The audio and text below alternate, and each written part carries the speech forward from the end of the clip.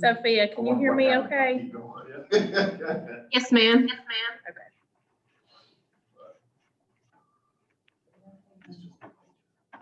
I know. I don't know. Oh, God, it's so hard to come Me up. testing myself. Anything that's disruptive, like, the first thing I Are you guys using the owl today? We are. Like it. So I'm excited to see how it's gonna work. This is my first time using it. Eric has used it before, but we haven't. Does it sound okay? Sounds great. And the image is too. Good. Mhm. It's just our staff. Everybody else is on Zoom. I don't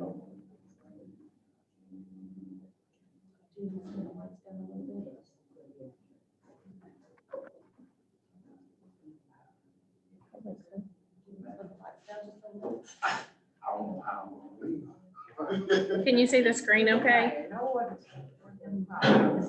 I don't want to sit here in the dark all day.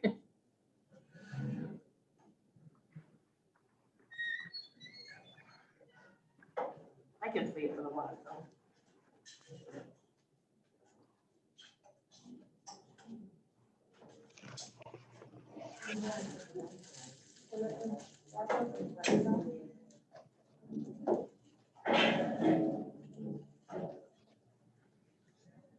You can do it. No, you can do it right there. It's going to pick you up once you start talking.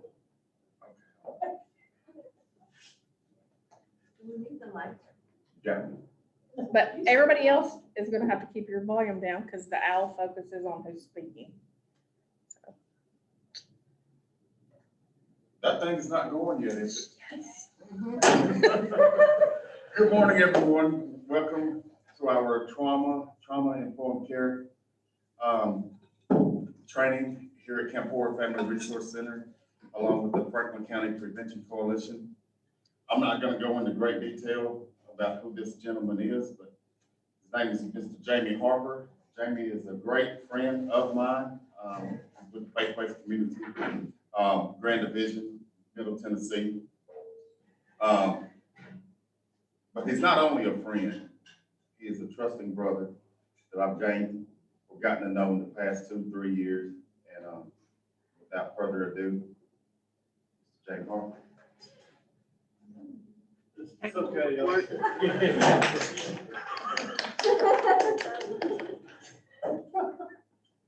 For those of you on Zoom, if you will, put your name and your email in the chat box. That way, if you want a certificate, I can send you one. Need help with phone, talk to person. If you don't want a certificate, well, that's up to you. We still have to know who you are and how to get in contact with you. It won't send you much spam, much. It'll be okay. I am Jamie Harper. I'm the Faith-Based Community Coordinator for Middle Tennessee. I cover 41 counties in the Middle Tennessee Grand Division.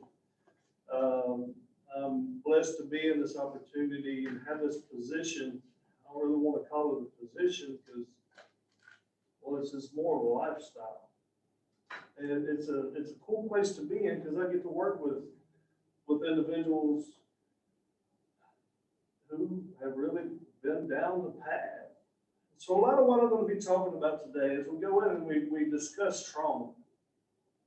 I've experienced it. And I'll tell you a little bit about that as we go through the training. Introduce myself in a little bit more depth so you can understand where I'm coming from. And that I'm not just up here speaking from head knowledge. I know a lot of people tend to do that in trainings and, well, I don't really care what you know. I would rather know that you care. All of us who work in these positions care. We want to help. This is what we do. So My job as the faith-based community coordinator is to work with congregations in the faith community to allow them to understand that addiction is real. It does not at all care who you are. Same thing with trauma. It doesn't care who you are. It does not discriminate. So as we go through, a lot of people say, well, coming from the faith community, how can the faith community even help in this? Because we don't like to talk about this stuff. I hope that you'll be able to begin having the conversation. I think one of the reasons why a lot of people don't have a conversation is not that they don't want to, is that they don't know how to. And I don't think that that's just for the faith community. I think that that's for every member of the community, is we don't know how to have a conversation that needs to be had. One thing that we do know is that there's been over 1,800 individuals die by overdose in the state of Tennessee. We know that there were over 2,000 in 2019. There were over 1,100 individuals who died by suicide in 2018. And there were more than that in 2019. 1,090 babies were born opioid dependent. To me, that's heartbreaking. To be able to see these numbers and to see those that we have lost because of suicide, because of overdose, and the hurt that goes on in an individual's life as a result. So what can the faith community, what can the community do? Well, let's start with the faith community. One of the things that we know is there are over 12,000 congregations or institutions of faith within the state of Tennessee. That's over 3.5 million people in the state of Tennessee who will claim that they are of faith, of one faith or another. Well, what we see from these numbers, if we take the numbers of individuals just of faith and the individuals who we have lost to overdose or suicide, what we see is that there is 2,500 individuals of faith for every one individual who died by overdose or suicide. So what can we do? We can educate ourselves. We can learn how to open our mouth and be able to, well, sometimes we can learn how to close our mouths too. And just be there. To just be that person, to allow someone to share their story, to share what's happening, and to begin to overcome, to begin the healing process. And that's a little bit about what this training is about. So that's 2,500 chances to reach out and to make a difference. So in this process, we are trying to connect with the faith community, to connect with individuals struggling, to help them connect with individuals struggling with addiction and get them into treatment. To allow individuals in the community to be able to know the difference between treatment and recovery. We help congregations become certified recovery congregations, and what that means is I go in and I talk to congregations in the faith community and allow them to understand a little bit about what recovery means. And I hear this a lot is, well, we don't know what to do if somebody comes in the middle of addiction. We can help provide those resources. What we want the congregations and community to do is whenever the individual gets out of treatment, begins their recovery in treatment, gets out of treatment, can come back into the congregation and find their purpose in the place. Because essentially, that's all we're looking for, is a purpose in the place and a reason to exist in this community. And really, what better place to exist? Not only just exist, but find a purpose in the place. To be able to thrive, to be able to belong. Really, that's what we've been looking for. We want to increase the knowledge of what addiction is. Addiction, by its definition, is a treatable disease. Recovery is real. I work with people all day long who have proven that over and over. Want to be able to help groups understand and implement the best practice model, and we'll talk about that here in just a minute, and to promote and improve the effectiveness of the faith-based initiative and how it connects the community with recovery and support services. So as we go through and we talk about all of these things, I always tell the faith community that, yeah, I do work in conjunction with the state. I will never come into a place to tell you what you can and cannot preach and can and cannot teach. That's not my job. Our job is to equip you with an understanding and services to help people who are struggling with substance use disorder and mental health diagnosis. To be able to give them that safe place to be able to talk and to find help if they want. That's all we do. So the best practice model is this right here. This is what we ask for individuals who want to become recovery friendly. Because we ask congregations and faith-based organizations if they would be willing to provide spiritual and pastoral support according to the congregation's culture. So what that means is it's not according to what we want you to do, but it's according to what you already do and do it well. We just want to come in and provide resources so you can offer better level of care. To view addiction by its definition is a treatable disease. Therefore, you provide hope for those who are needing treatment. We hope that congregations and faith organizations will embrace and support people in their recovery and walk with them in their journey. We're all in recovery from something. Every single one of us. Some of us don't want to admit that we're in recovery from something, but we all struggle with something, right? How many of y'all have had a week, have had a day over the past week that you haven't struggled with something? I think we all fall in that category in some way or another. See, there's these life-controlling issues that can take over our life at any point in time. We're all in recovery from something. We all need that support. We all need to be embraced. We all need to be walked with. It's interesting. We hope that congregations and faith organizations will disseminate recovery information that we can provide if you need that information. And we ask that they host or refer individuals to recovery support groups. That doesn't mean that they have to have a support group at the congregation. If they want to have a support group at the congregation or faith organization, we can help set that up.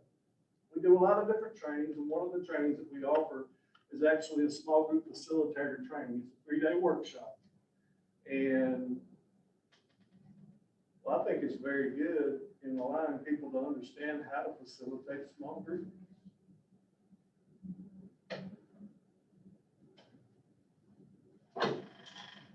You've been messing around on the screen, haven't you? Oh, sorry. Get back on it. There you go, sorry. All right. So there are really 2 ways to be recognized as a certified recovery congregation. The faith-based community coordinator, which there are 3 of us in the state, becomes aware of what you're doing in the community, and we want to recognize you as a recovery-friendly congregation. Or you say, we've been trying to get your attention for a while and you ain't paid us any attention yet, so we're just going to go ahead and sign up. There are ways to do that as well. The easiest way is this QR code. So for those of you at home, if you can see this QR code on your screen, and you're interested in becoming a certified recovery congregational organization, take your phone, hit your camera app, especially if you got an iPhone. If you got an Android, sometimes you got to open up the other app for that. Use your camera app, hold it up to the QR code, and it'll bring up a link to the application. It's a very simple application to go through to sign up to become a certified recovery congregational organization. And that'll put you on our system. We will eventually get you on the 1010.gov website, so everybody across the state can know that you're a recovery-friendly congregational organization. Make sense? Any questions? All right. I am an individual in long-term recovery from substance use disorder and mental health diagnosis. I've gone through trauma in my life, starting whenever I was 5 years old. And I want you to know as we go through this that I'm going to be talking about some things. We're going to have some grown-up conversations. We're going to see some grown-up parts of this presentation. And I'll be honest with you, some of it's kind of hard to take.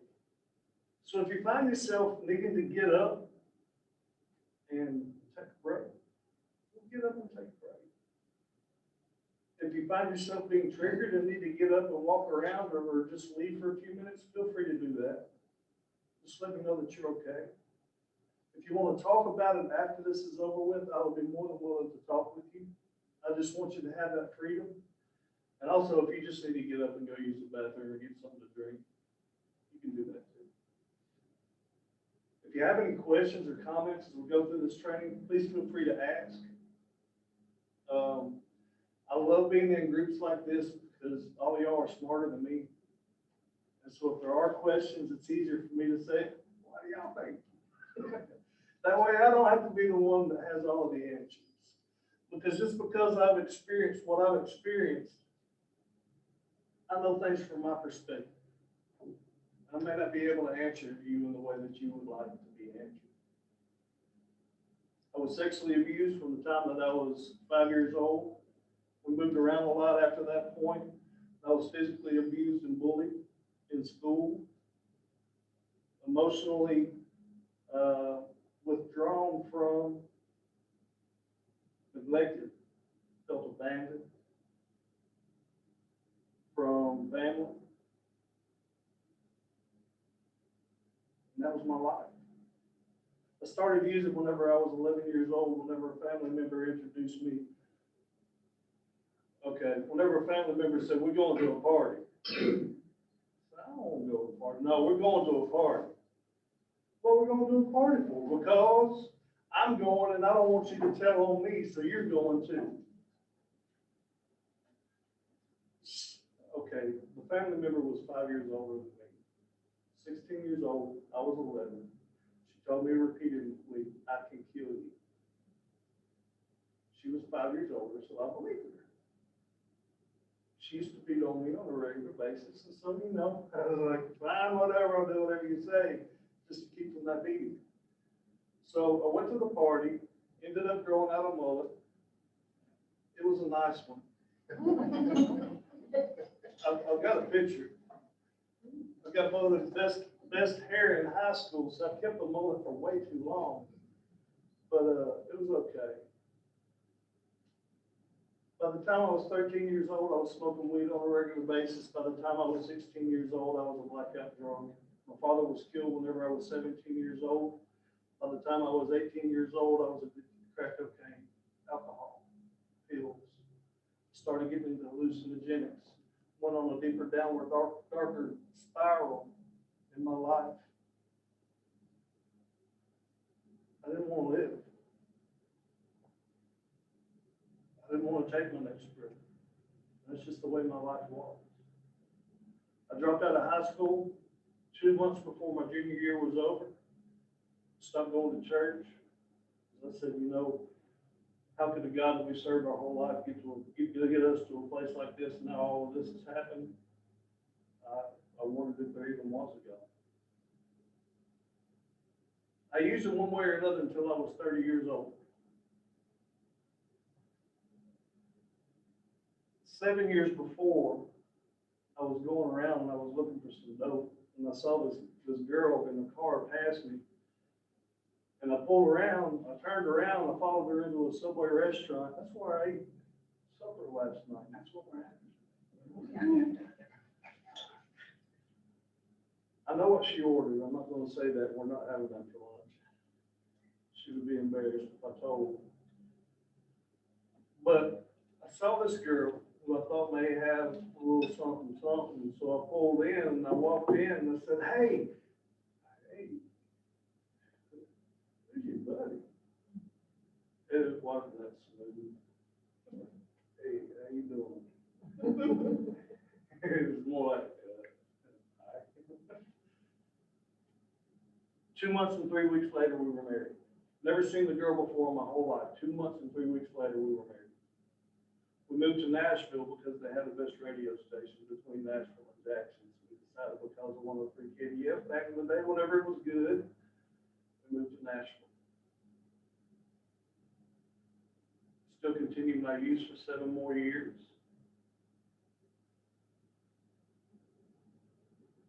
And one day she came in and she said, Jamie, I'm pregnant. Totally rocked my world.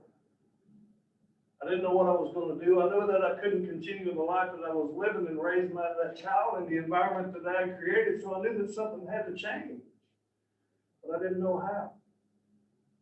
I needed treatment, but I didn't know there was such a thing. I needed a meeting, but I didn't know there was such a thing. And so she said, we need to start going to church. I said, hey, you have your fine time with that. I'm not going. I said, yeah, you're going. And eventually I did.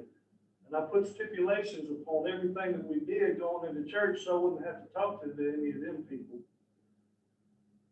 Well, it ended up being them people were the ones who would allow me the safe environment to begin my sobriety and actually find recovery.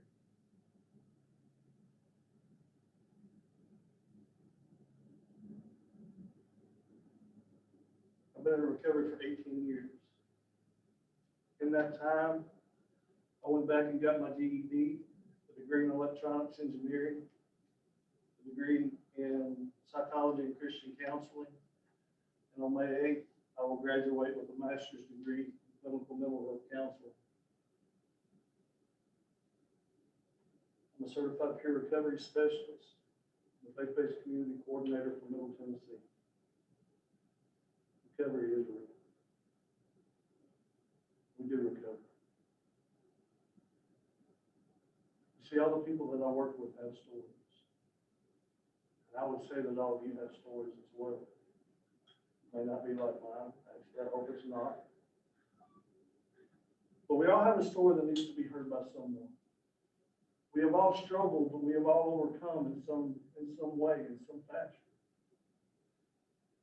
There's someone out there struggling in a similar way to what we have in the past. And we have the ability to create the safe environment for them to begin their. Oh, yeah. I don't think I have any speakers.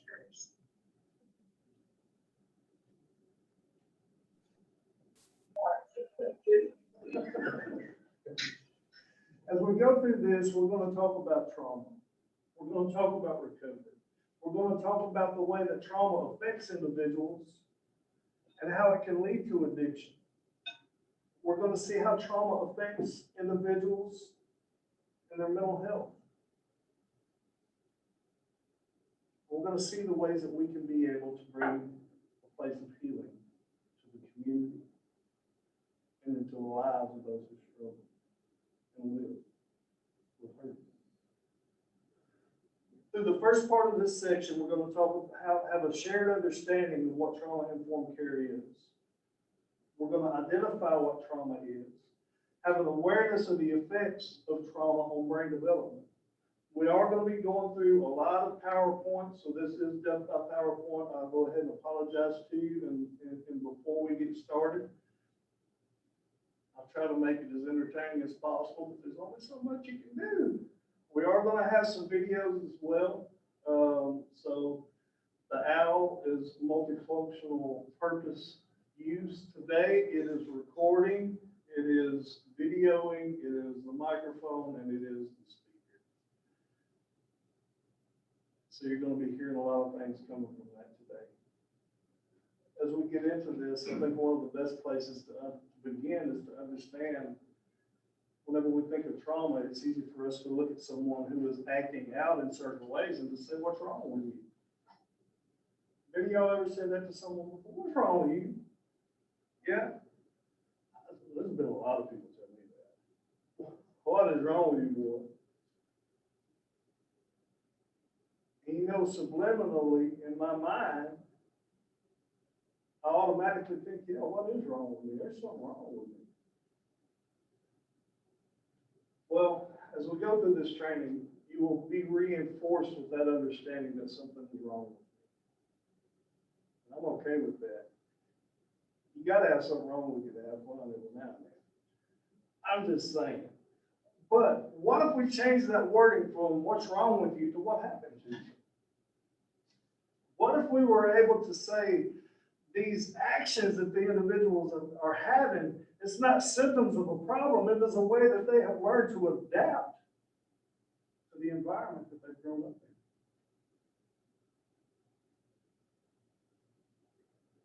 To understand the importance of relationship, because that's really where healing happens.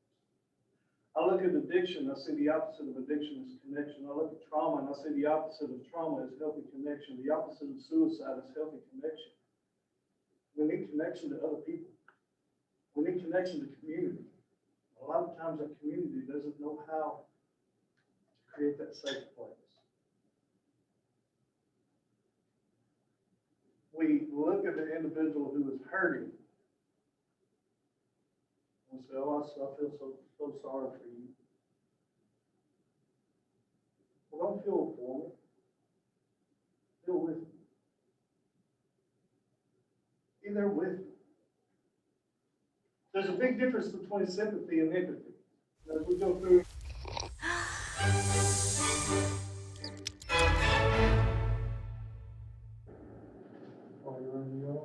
So what is empathy, and why is it very different than sympathy? Empathy fuels connection. Sympathy drives disconnection. Empathy, it's very interesting. Teresa Wiseman is a nursing scholar who studied professions, very diverse professions where empathy is relevant, and came up with 4 qualities of empathy. Perspective taking, the ability to take the perspective of another person or recognize their perspective as their truth. Staying out of judgment, not easy when you enjoy it as much as most of us do. Recognizing emotion in other people and then communicating that. Empathy is feeling with people. And to me, I always think of empathy as this kind of sacred space when someone's kind of in a deep hole and they shout out from the bottom and they say, I'm stuck, it's dark, I'm overwhelmed. And then we look and we say, hey, you climb down. I know what it's like down here, and you're not alone. Sympathy is, ooh, it's bad, no, you want a sandwich? Empathy is a choice, and it's a vulnerable choice, because in order to connect with you, I have to connect with something in myself that knows that feeling. Rarely, if ever, does an empathic response begin with at least. Yeah. And we do it all the time. Because you know what? Someone just shared something with us that's incredibly painful, and we're trying to silver lining it. I don't think that's a verb, but I'm using it as one. We're trying to put the silver lining around it. So, I had a miscarriage. Oh, at least you know you can get pregnant. I think my marriage is falling apart. At least you have a marriage. John's getting kicked out of school. At least Sarah is an A student. But one of the things we do sometimes in the face of very difficult conversations is we try to make things better. If I share something with you that's very difficult, I'd rather you say, I don't even know what to say right now, I'm just so glad you told me. Because the truth is, rarely can a response make something better. What makes something better is connection.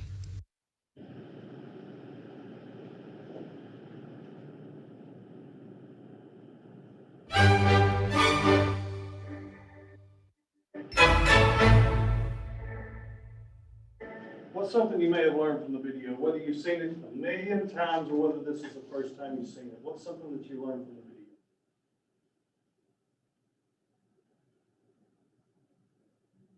Not everybody at once. Just one at a time. Anybody? I thought it was interesting how it said empathy never starts with at least. And how many times do we use that in trying to comfort somebody? Well, at least it's not as bad as so-and-so. At least this is temporary. And we use that at least a lot, trying to fix the problem, but in all honesty, I think one of the reasons that we say at least is because we don't know what else to say. We don't know how to say, I don't know what to say. I'm just so glad that you told me. You're not alone anymore. want to have a fix, because we are fixers.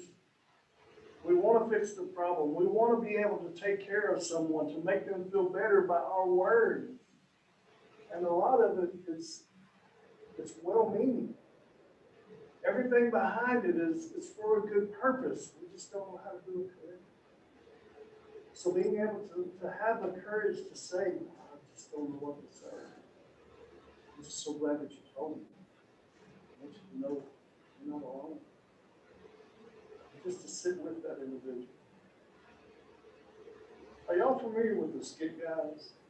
Y'all ever heard of them? Look them up. They are guys who do skits. That's why they call themselves the skit guys. But one of the skits that they do, God's Chisel is really good, but one of the ones that they do is called Morning Booth. And how this guy had a loss in his life, and he goes into this restaurant, and he sits down at this booth, and everybody's coming up, offering their condolences, and at least this, and at least that, and it doesn't help. But in the end, what really helps is an individual who comes down and sits down and just doesn't say anything. Who's just there. And creates that safe environment for the healing to begin. Sometimes the best thing that we can say is nothing at all. Just be there. Just be there. So, yes. So in empathy, whenever we understand empathy, we have to be able to say that it is being able to change our perspective. We don't see things as they are, we see things as we are. We like to say that everybody else sees the same thing we do, but it doesn't work that way. We all see things differently. And so with empathy, it's taking the perspective of the other individual and being able to see things from their side. And in doing so, we need to be able to stay out of judgment. Now, how easy is that to do? How easy is it to stay out of judgment? I find the more that I try, the easier it becomes. But it's still kind of difficult. Be willing to recognize emotions in other people. It's so easy for us to go into any environment. I heard a few people say, whenever you walked in this morning, hey, how you doing? And what's our normal reply to that? We're good. How you doing? And I think that has become our normal response so much that we expect that response, and we expect to give that response. So anytime anybody asks how you doing, we say we're doing fine, doing okay, doing great, doing wonderful. You know what? Today I'm good enough. Could it be worse? Yes, it could. Could it be better? Oh yeah. It's been a rough week for me. So if you ask me how I'm doing, you might get the truthful answer. But be willing to look in the eyes of the individual and see what's really going on behind the eyes, to see the emotions in the other individual, because whenever they say I'm fine, what could really be going on in their mind is, I don't know if I can do this anymore. But to you, because you asked, I'm going to give you the same answer I give everybody else. I'm fine. Why do we do that? I think one of the reasons that we say that we're fine is because we expect everybody else to be fine, and we think everybody else is fine, and honestly, we just want to fit in. And so we're fine too. But you know, honestly, it's okay to be broken. It's okay to hurt. It's okay to say, no, really, I'm not doing too good. But we have to train ourselves how to respond to that, because you know, in a lot of scenarios, especially in the faith community, we don't know how to respond to that because we're expecting everybody to be doing fine. And I went into a place a while back, and they said, "Hey, Jamie, how you doing?" I said, "Man, I'm not doing too good." And you know what they said? "I'll be praying for you." And they took off. It's not that they didn't want to help; it's just that they didn't know how to. We have to create that safe environment for people to be able to ask the question and to be willing to say, I'm not going to feel for you. I'm going to feel with you. Empathy is feeling with people. put this slide in here just because I like saying Walla Walla, Washington. That's the only reason it's in here. Really, there's another reason that it's in here. The other reason that it's in here is because they did some really cool stuff. In Walla Walla, Washington, there's an alternative high school there, Lincoln Alternative High School. And they were having a serious problem with the students. Alternative high school, you would imagine problems with the students. Everybody there at that high school, teachers, faculty, staff, bus drivers, lunch workers, janitors, everybody in that whole school went through trauma-informed care training. After that training, they started changing what they did is because they understood that the environment that the kids were in school was part of the problem. And so what they did is they reconfigured in-school suspension. Going to the alternative class or in that class setting, they put softer lights. They changed the paint scheme to be something more common. They changed the furnishings around to be more suited. In 2009 to 2010, there were 798 suspensions. After the trauma-informed care, there were 135 suspensions. That is amazing. In 2010, 9 graduated. After the trauma-informed care and changing up the whole environment of the school, they had 60 individuals graduate the next year. What can be done by changing the environment? By changing the mentality from what's wrong with you? What happened? What's going on? You see, what's wrong with you is automatically judgmental. What happened to you is automatically inviting. Pretty cool stuff. So, what is trauma? Individual trauma results from an event, a series of events, or a set of circumstances that have been experienced by an individual that are physically or emotionally harmful or life-threatening, and that have lasting adverse effects on the individual's functioning in mental, physical, social, emotional, or spiritual well-being. So trauma results from an event or set of events that affects the individual and has long-lasting adverse effects on them and their function. That's what trauma is. It could be a single event, it could be multiple events. It could be the death of someone, could be traumatic, one-time event, but it also could be many more things that happen on a recurring basis. I mean, here we have potential traumatic events. The first one is abuse, emotional, sexual, physical, domestic violence. Not even being a part of it yourself, but witnessing it against someone else is still considered, can still be affecting an individual. Bullying, cyberbullying, institutional abuse. We get over here into chronic stressors, poverty, racism, invasive medical procedures, community trauma, historical trauma, family member with substance use disorder. And it's easy for us to look at these chronic stressors and say, well, that's just a choice. Why don't you just get out of that situation? We look at abuse and say, well, that's a choice. Why don't you just get out of that situation? We look at the loss and we say, well, maybe that's not so much a choice, but you could just do things different. There was a study done a while back, and in that study, they got these rats, and they put these rats in the cage, and they fed these rats this rose-flavored water. And with the rose-flavored water, anytime that the rats would come up to took a drink of the rose-flavored water, they would get shot from the pads of their feet. They did that for the whole lifespan of those rats. Well, those rats had baby rats. Those baby rats were removed from that environment, put in a different cage. Occasionally were introduced to rose-flavored water. What do you think would happen whenever those rats were introduced to the rose-flavored water? They wouldn't drink it. Right.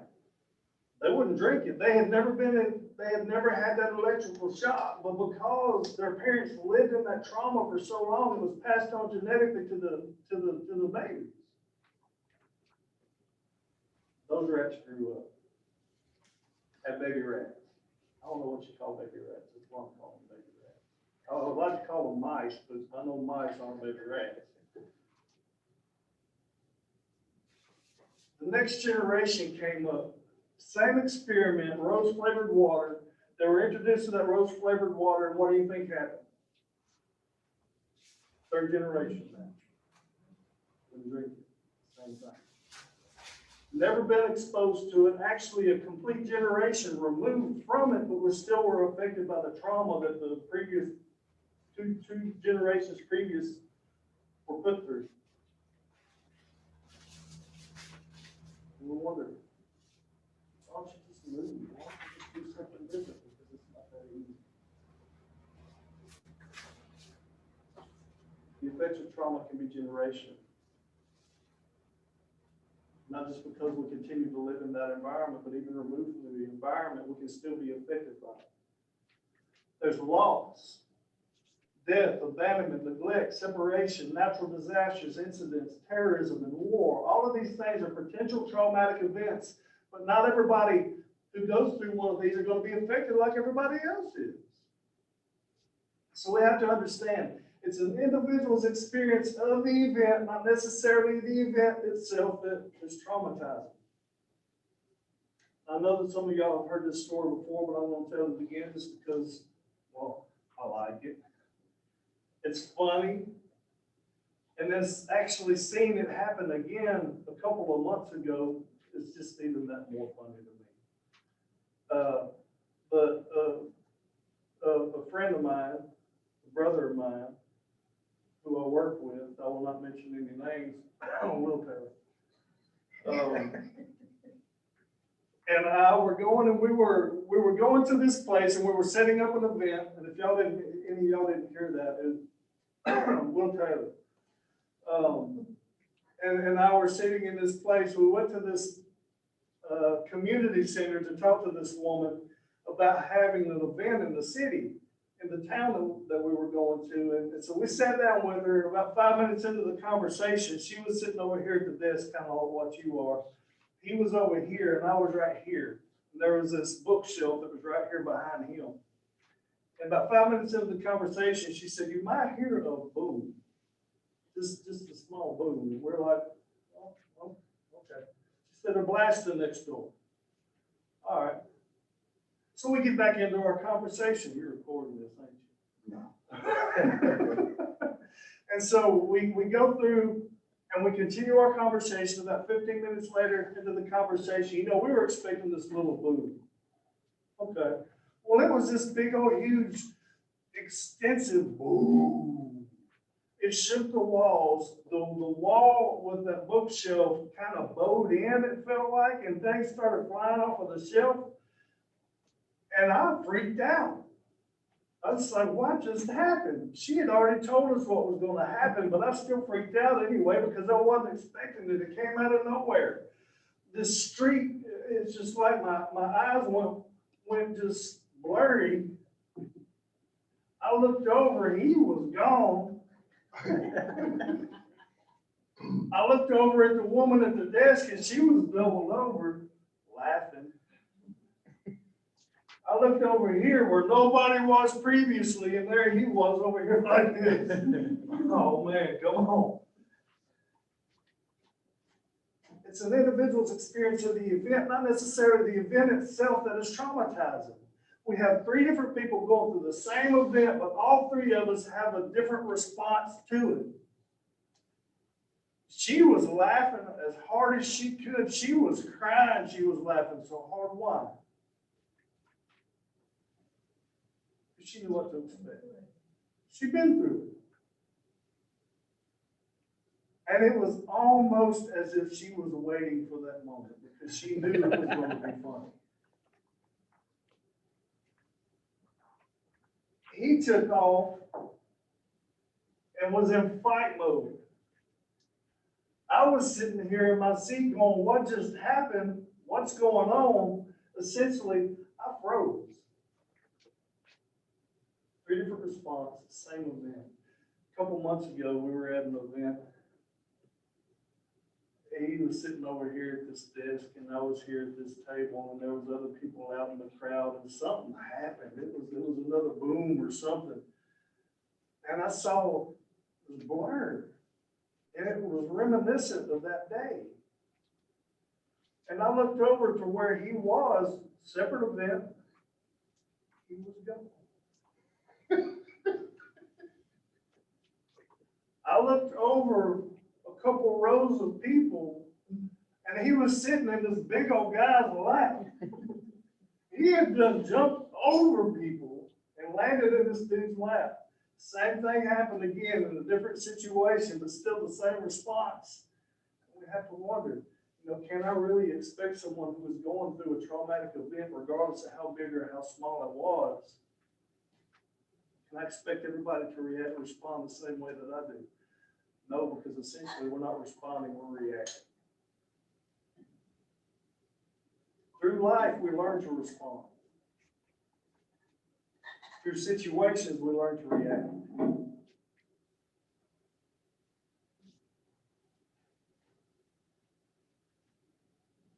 The experience of trauma is affected by how it happens, when it happens, where it happens, and how often it happens.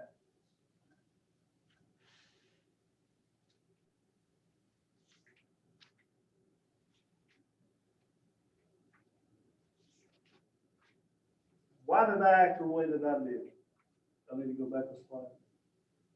Why did I act the way that I did? Why did he act the way that he did? Why did she act the way that she did?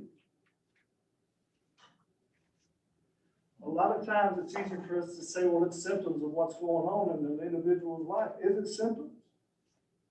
Is it symptoms? Is that because that's how a person has reacted when they were traumatized? A lot of it. Because you had two different separate events right there, and your brother and your friend. Yeah. That was his reaction, even though they were different events, he still reacted the same way. Same way. And a lot of times we still do the same thing as well. We were reacting our own personal way. Even though we may not be in that traumatizing environment, but because of how we reacted from an event that traumatized us. Or a series of events. Yes. And what you're saying really reinforces what this is talking about. It's not, what we're doing is not a symptom. It's how we have learned to adapt. It's an adaptation, yes. I read a while ago, this is a long time ago, that the typical reaction when you see a threat is fight or flight. But when you've had trauma, and specifically if you have PTSD, there's freeze response. And you froze. Will ran and then fought, he fled and then fought. So I just read that when you have trauma, and specifically when you have PTSD, the response is to freeze instead of fight or flight. I think the key word there too is threat. Yeah. It just, no matter what it is, you feel threatened, you have a response. Right.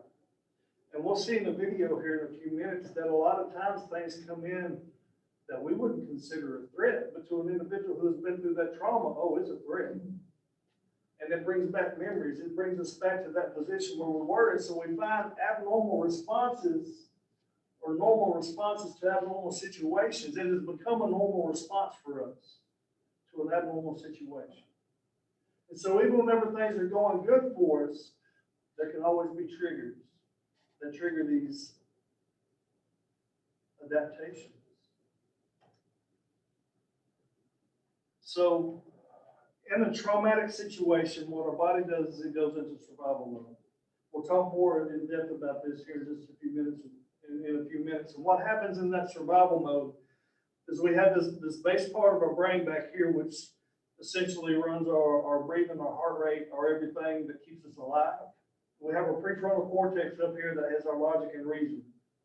Well, in a traumatic situation, what happens is that logic and reason part of our brain kind of goes offline for our survival mode to kick in and say, I'm going to keep you alive for this moment. Survival mode is supposed to be a phase that helps save your life. It's not meant to be a way to live. But there's a lot of people who live in survival mode.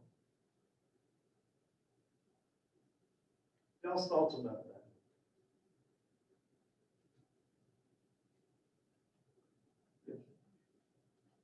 I think that that's more common than, you know, we recognize than we give credit for. It becomes, you know, there's addiction. There's also addiction within your body. Your muscles start to respond. It's people with a twitch, people with, you know, a stutter that they didn't have, something that starts, that reflects their anxiety, and it just becomes how you live. You know, somebody who does respond like that to a big noise or something, and it just becomes who you are. Right? Because it's a way of life for so long. We live in that survival mode. You know, I was talking to a lady a couple of weeks ago, and she said, I'm not in that environment anymore, but yet I still find myself responding in the same way. Is this ever going to change? I said, over time, it definitely can. But one of the things that we learn in recovery, you walk 4 miles into the woods, you got to walk 4 miles out of the woods. Well, you've reached your turning point, but where do you find yourself? Still in the woods. We can live in that situation, in that traumatic situation where we're in that survival mode for a long period of time in our life. And we'll talk more about this here in a few minutes. Just because we remove ourselves from that traumatic environment doesn't mean that our responses or adaptations are going to go away automatically. That takes time for us to be able to learn to move our new adaptations and to begin our responding rather than reacting. Make sense?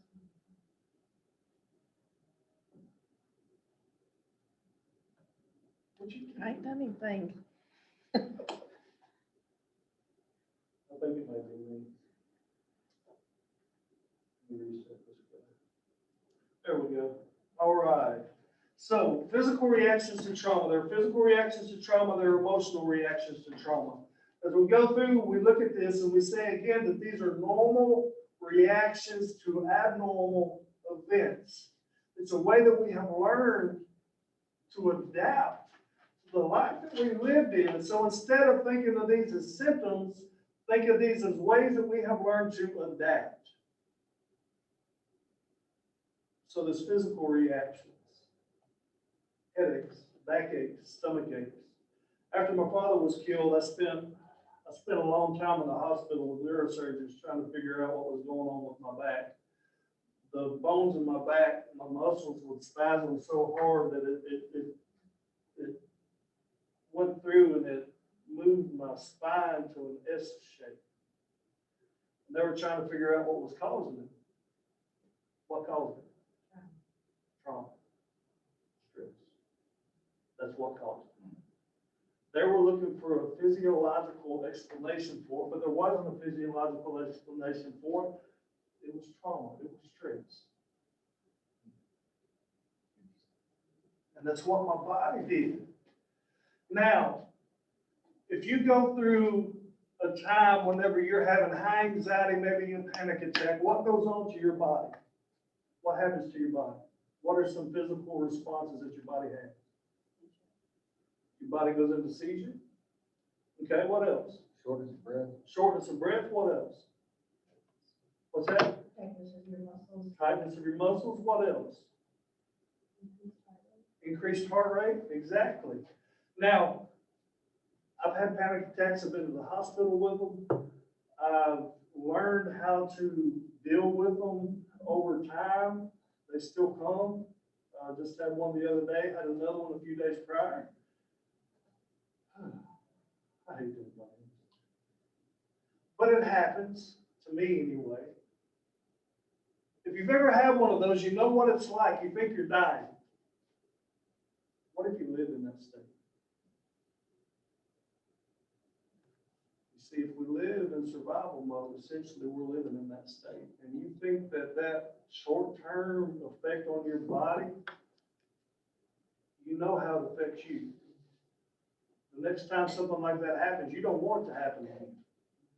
What if you live in that? So you can imagine what toll that it has on our physical bodies. Something to think about. Maybe offer you a little bit of a more insight onto what goes on. If we experience those things temporarily, what about someone who experiences those things on a daily basis? Imagine the effects. That's why it's so important for us to go over this trauma stuff, to be able to understand that healing is possible. There's emotional reactions. Whenever we go through a traumatic situation, there's shock and disbelief, there's fear, anxiety, grief, denial, hyper-alertness, hypervigilance, irritability, mood swings, worrying, ruminating, nightmares, flashbacks, feelings of helplessness, increased need for control, minimizing the experience, attempting to avoid anything associated with trauma. And again, a lot of these things we've experienced here and there, maybe once, maybe twice. But what about if this is a daily occurrence for you? How would that impact your life? It's a big deal. It's a really big deal.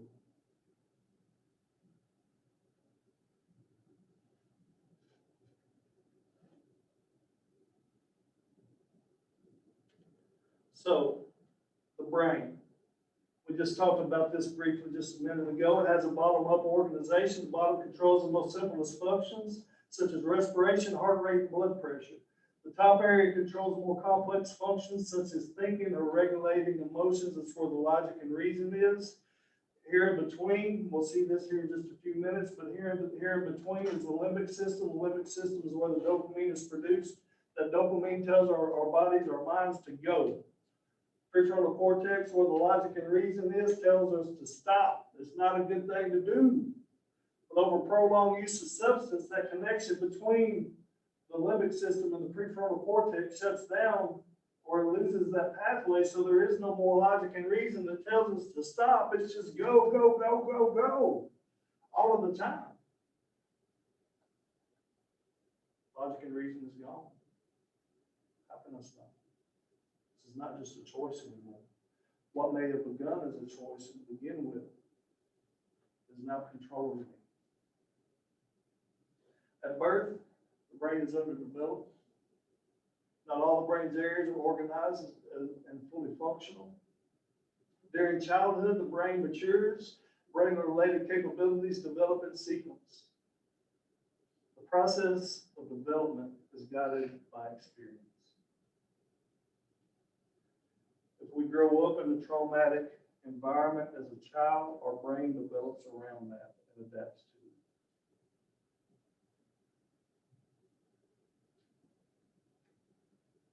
So I guess that's that last point. The brain develops and modifies itself in response to the experience. As we'll see in a video here in just a few minutes, the more we experience an event, the more solid those connections in our brain become. And so our brain really does modify itself depending on how many times we continue to go through the same event and say that this is normal for us. So now we're going to look at a couple of videos, actually 3 videos. The first one is experiences and how they build brain architecture. That's going to talk about what I just mentioned just a few seconds ago, that the more we go through something, the more solid the connections in our brain becomes around that situation, and that becomes normal for us. Her serve and return builds brain circuitry. Whenever you think serve and return, I'm not talking about a restaurant. I'm talking more about a game of tennis. Volleyball. With a serve and return, one person is sending, the other person is sending it back. There's connection, there's conversation between the two. That serve and return interaction is so important from the time that we're born to the time that we die. We need that. And then there's toxic stress and how it derails healthy development.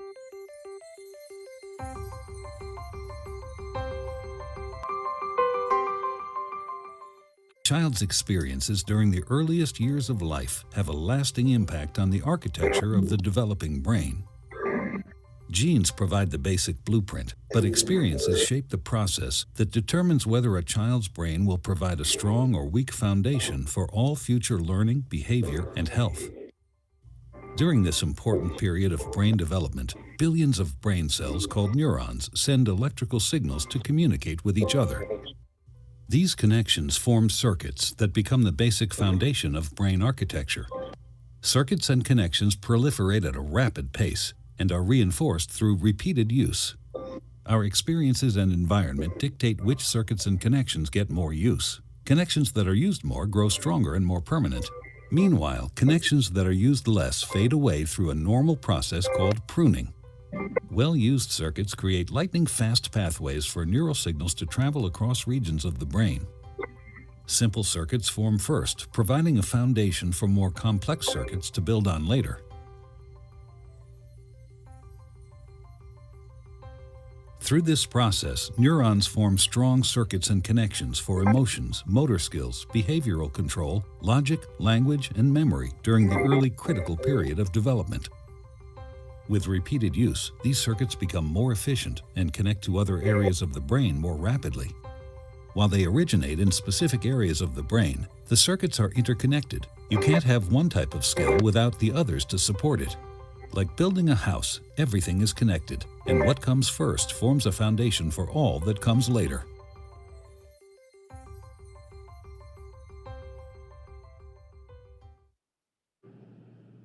Did that help?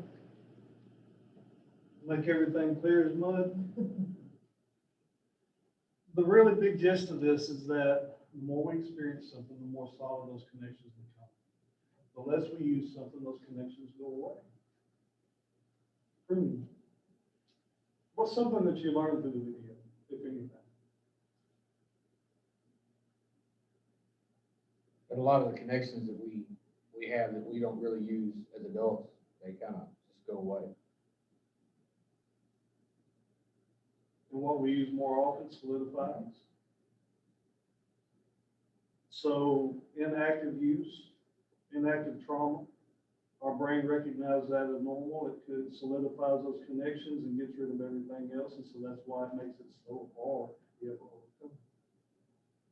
That's why you walk 4 miles into the woods, you got to walk 4 miles out, is because there is brain training that has to be done to make those pathways, to grow new pathways and break the pattern, that cycle that we have been in previously. It takes time.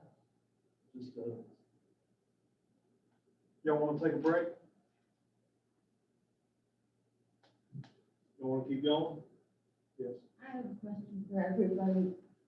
Would it be, would anybody object to turning these over the lights out? If you do, that's fine. I don't. Will it be okay for everybody on there? We can math, we can see. That's a lot of switches. I'll sit under the table. Thank you. Is that okay? Can y'all still see well? Can everybody on Zoom still see? Oh, Zoom. I'm so sorry. I didn't realize. Yes, we can still see well. Not that you really need to see me anyway. What's really important is that you can see the slideshow. You don't need to see me. Well, we'll continue on until lunchtime. We'll probably take lunch in about 30 minutes if that's okay with y'all. Or even if it's not okay with y'all, we'll probably take lunch in about 30 minutes. We'll get on into the next video. We'll get on into the next video. Oh, I didn't touch anything. Turn the lights out. I didn't do anything.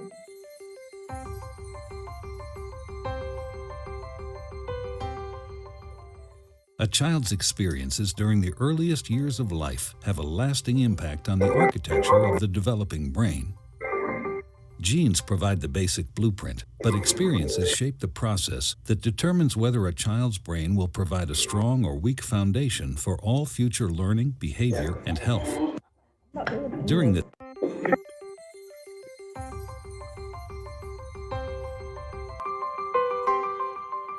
key to forming strong brain architecture is what's known as serve and return interaction with adults. In this developmental game, new neural connections form in the brain as young children instinctively serve through babbling, facial expressions, and gestures. And adults return the serve, responding in a very directed, meaningful way. It starts very early in life, when a baby coos and the adult interacts and directs the baby's attention to a face or hand. This interaction forms the foundation of brain architecture upon which all future development will be built. It helps create neural connections between all the different areas of the brain, building the emotional and cognitive skills children need in life. For example, here's how it works for literacy and language skills.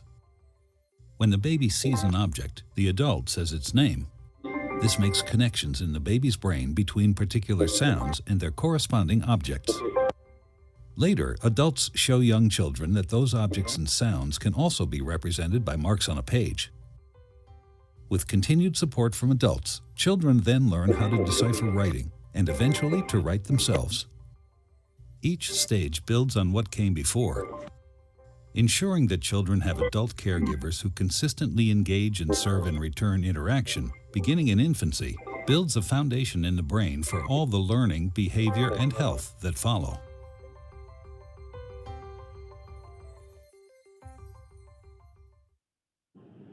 Okay, what did you love about the video? What did you love about the video? The importance of serve and return. I tell you what I love about the video is to watch the importance of serve and return through the woman with the child, and whenever she was going and the baby was going. And every time the lady did that, the baby did it, and it was just mimicking. And that mimicking is so important to be able to have that serve and return. But it doesn't stop in childhood. It continues on through the rest of our life. We need interaction. That's why I go back to say that connection is the opposite of everything negative in our life. Having positive connection, that serve and return with others. Creating that safe place for healing to continue. That's what healthy connection does. The next video gets in that talks about, well, it talks about a lot of things, the architecture of the brain, the way that stress can impact us. I think this is very good. There's a lot of things that you don't know to look for, but we'll rehash some of that as we go through the next few slides.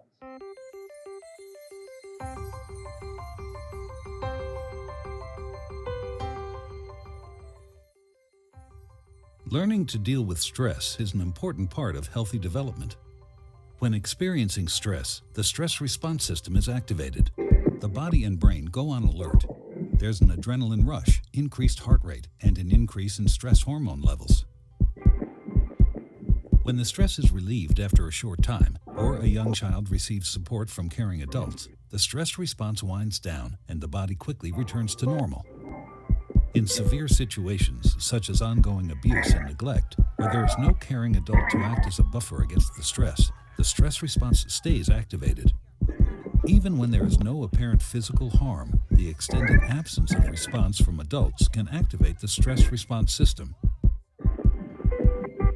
Constant activation of the stress response overloads developing systems, with serious, lifelong consequences for the child. This is known as toxic stress. Over time, this results in a stress response system set permanently on high alert. In the areas of the brain dedicated to learning and reasoning, the neural connections that comprise brain architecture are weaker and fewer in number.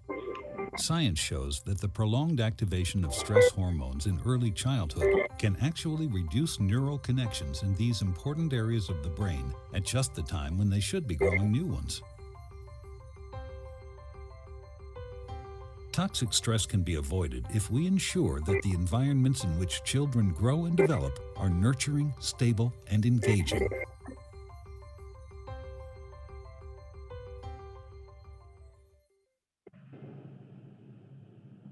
Connection. Stress. There are three types of stress as we go through and we look at that, the way toxic stress derails a lot. The three types of stress that we'll talk about here in a few minutes, the first type of stress is positive stress. Have you ever considered stress could be positive? It can. There's tolerable stress and there's toxic stress. The big thing that differentiates between the three is connection and how we're able to learn. I was talking with an individual earlier this week and being able to see how that individual had made the turn in the woods and was walking the way out, and to be able to allow them to see the progress that they've made on their way out. I said, whenever we started, everything that you were going through in life was toxic stress. It affected you, it was constant, it was every day. What has changed in your stress levels between then and now? And they said everything. Okay, so what has changed in your environment? And they said nothing. Now it's interesting to see that a lot of the stress that we have is based upon our perception of the event. Let me explain that to you. Go into work on a Monday morning, the boss calls you in the office and says, okay, the big boss is coming in and we're going to talk Friday afternoon before you get off work. Have a good week. Immediately, what goes through your mind? What I do. Yeah. Oh man, they're going to fire me. By the time Tuesday gets here, what's going through your mind? What's that? Tore up. Tore up. I gotta find another job. Maybe these shoes. We gotta eat. What am I gonna do? I know Friday's gonna get here and I gotta go in there and tell them, hey, you know what? Fine. Do whatever you gotta do.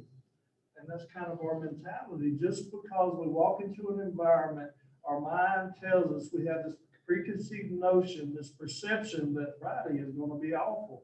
By the time Friday gets there, we've already gone through. Wednesday, we found us another job. Friday, we're walking in and say, you know what? You can't fire me. I quit. And the big boss says, we just wanted to congratulate you on the job that you've been doing and say thank you very much and give you a promotion. And it's all our preconceived ideas. It's all of these thoughts that we have in our mind, the preconceptions that we have a lot of times because of things that have happened in the past, right? We'll talk about that here in a few minutes. We'll get a little bit more in depth as to what that looks like and how growing up in a stressful environment can cause our belief system to change. The belief system and how it affects the rest of our lives. And we have to be able to begin changing that belief system. Whenever traumatic experiences happen in our life, our brain says, hey, something's going on, something needs to happen, something needs to change. What is a negative emotion that we have? Primary emotion. What's a negative primary emotion that we have? Anger. Okay. Any others? Fear. Fear. Okay. Withdrawal. Withdrawal. Okay. With anger, let's look at that for a minute. What does anger do? Okay. Makes you aggressive. Makes you aggressive. Physically, what does it do in making us aggressive? Increases our heart rate. What else? Spike your adrenaline. Spikes in your adrenaline. What else? Does it activate a more private part of your brain? Sometimes it can. Why do you think that increase in heart rate, increase in respiratory system, what do you think all of that is truly doing? Preparing you for danger. That anger is a response because we have been hurt. The first feeling that we have because we have been hurt is anger. That anger is there to be able to tell us we need to do something about it. That is our amygdala, this little almond-shaped nodule right here in our brain and our limbic system tells us something's going on. It's the fire alarm. That's where the emotions come from. The emotions tell us, okay, something's going on. You need to respond to it. But what happens in our lives is we learn how to respond wrong. Anger itself is not a negative emotion. Anger itself is just an emotion that can be positive or negative depending on how we respond to it. Anger is an emotion. What it happens because of it is our response to it. Does that make sense? It's a little bit hard to wrap your mind around sometimes, but if you think about it for long enough, you can see that anger also gives us a chance to be able to say, why is this happening? In my life, I have hurt a lot of people. So that means I have created anger in a lot of people. What do hurt people do? Hurt people. Hurting people hurt people. Yes, they do. That's one of the things that we do on a regular basis. I got really, really, really good at it. I was very good at manipulating too, so I could talk my way out of just about anything, or talk my way into just about anything, depending on what I was willing to do at the time. If hurting people hurt people, and if we are able to look at a situation whenever someone hurts us, and we're able to say, that is a hurting person who has just hurt me, does that justify what has just happened? No, it doesn't. Does it make it more understandable? That person has just hurt me. Why did they hurt me? Because they may have been through something earlier on in their life to create this pattern in their life, and that's the reason that they're hurting me. It doesn't justify their actions, but it makes it a little bit more understandable. And so my response based on that is going to change. My response based on they hurt me because they're hurting allows me to not take it so personally, and allows my anger to go into understanding rather than rage. What's y'all's thoughts about that, honestly? Well, I know we see this in our group that we do here at Bridge. We see it all the time with the kids. We had a little fellow yesterday who was really reflected how he's treated at home. Mm-hmm. And he brings it with him. You know, it comes from home and it goes to school or wherever else it is. And go to the teacher, go to fellow students. He was mistreated by some of the other kids, so that's what he focused on for the rest of the day. Mm-hmm. And then his brothers came to get him from the room, boy, did he tell where it all came from. Right. We live in that environment, our immediate reaction, raw, in every situation. We'll see a little bit more about that here in just a few minutes. But if hurting people hurt people, what do help people do? It help people. Hurting people hurt people, but help people help people. As we go through our life and we're able to see that experience and that individual change from hurting to help, is the hurt still there? Yes, but the response to it begins to change. Hurt often is generational in nature. And a lot of times we don't think that healing is as well. Whenever healing comes into that child's life, that healing is not just coming into that child's life, but into the next generation to come, and the next generation to come, and the next generation to come. Healing is just as generational as hurt. The prefrontal lobe, where the logic and reason is, the thinking part of the brain shuts down during traumatic experience so that we can focus completely on survival. And so that's why in the middle of a crisis, it's hard to think. That's why whenever you get into those situations, let's reason through this. There is no reason because that logic and reason is gone. If you're at an ATM, you know those things we used to go to get money? And I actually went to one the other day. I sure did.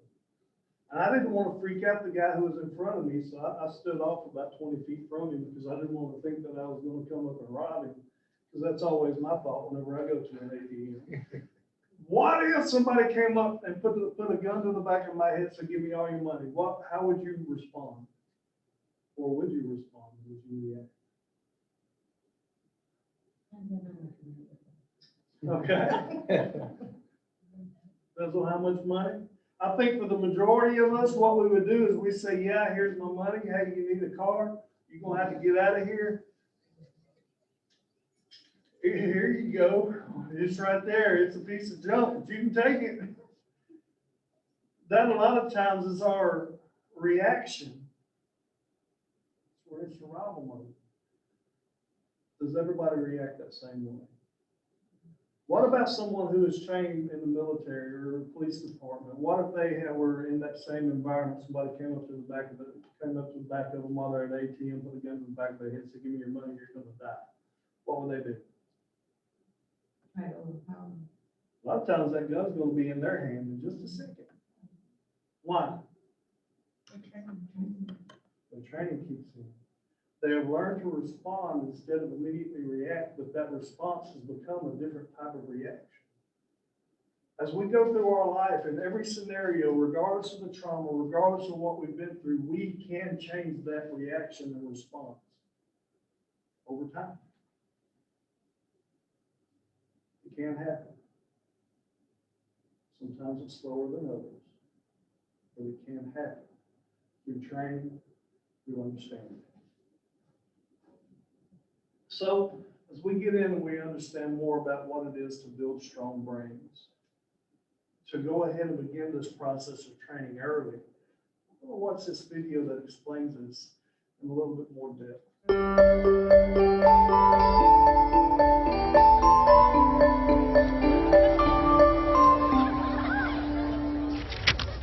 Science tells us that the experiences we have in the first years of our lives actually affect the physical architecture of the developing brain. This means that brains aren't just born, they're also built over time based on our experiences. Just as a house needs a sturdy foundation to support the walls and roof, a brain needs a good base to support all future development. Positive interactions between young children and their caregivers literally build the architecture of the developing brain.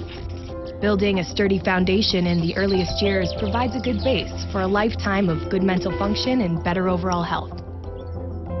So just how is a solid brain foundation built and maintained in a developing child? One way is through what brain experts call serve and return interactions. Imagine a tennis match between a caregiver and a child, but instead of hitting a ball back and forth across a net, various forms of communication pass between the two. From eye contact to touch, from singing to simple games like peekaboo. These interactions, repeated throughout a young person's developing years, are the bricks that build a healthy foundation for all future development. But another kind of childhood experience shapes brain development too, and that's stress. Good kinds of stress, like meeting new people or studying for a test, are healthy for development because they prepare kids to cope with future challenges. Another kind of stress, called toxic stress, is bad for brain development. If a child is exposed to serious, ongoing hardships like abuse and neglect, and he has no other caregiver in his life to provide support, the basic structures of his developing brain may be damaged. Without a sturdy foundation to properly support future development, he is at risk for a lifetime of health problems, development issues, even addiction. It's possible to fix some of the damage of toxic stress later on, but it's easier, more effective, and less expensive to build solid brain architecture in the first place. One of the things that sturdy brain architecture supports is the development of basic emotional and social skills, an important group of skills which scientists call executive function and self-regulation can be thought of like air traffic control in the child's mental airspace. Think of a young child's brain as the control tower at a busy airport. All those planes landing and taking off and all of the support systems on the ground simultaneously demand the controller's attention to avoid a crash. It's the same with a young child learning to pay attention, plan ahead and remember, and follow lots of rules. Like all of us, kids have to react to things happening in the world around them, while also dealing with worries, temptations, and obligations on their minds. As these demands for attention pile up, air traffic control helps a child regulate the flow of information, prioritize tasks, and above all, find ways to manage stress and avoid mental collisions along the way. Having this ability is a necessity for positive and level mental health. Developing effective air traffic control, overcoming toxic stress, and building solid brain architecture are things kids can't do on their own. And since strong societies are made up of healthy, contributing individuals, it's up to us as a community to make sure all young people have the kinds of nurturing experiences they need for positive development. To build better futures, we need to build better brains.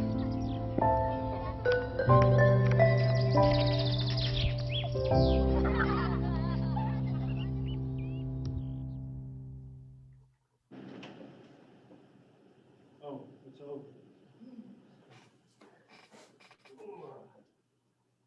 I just remembered I had something.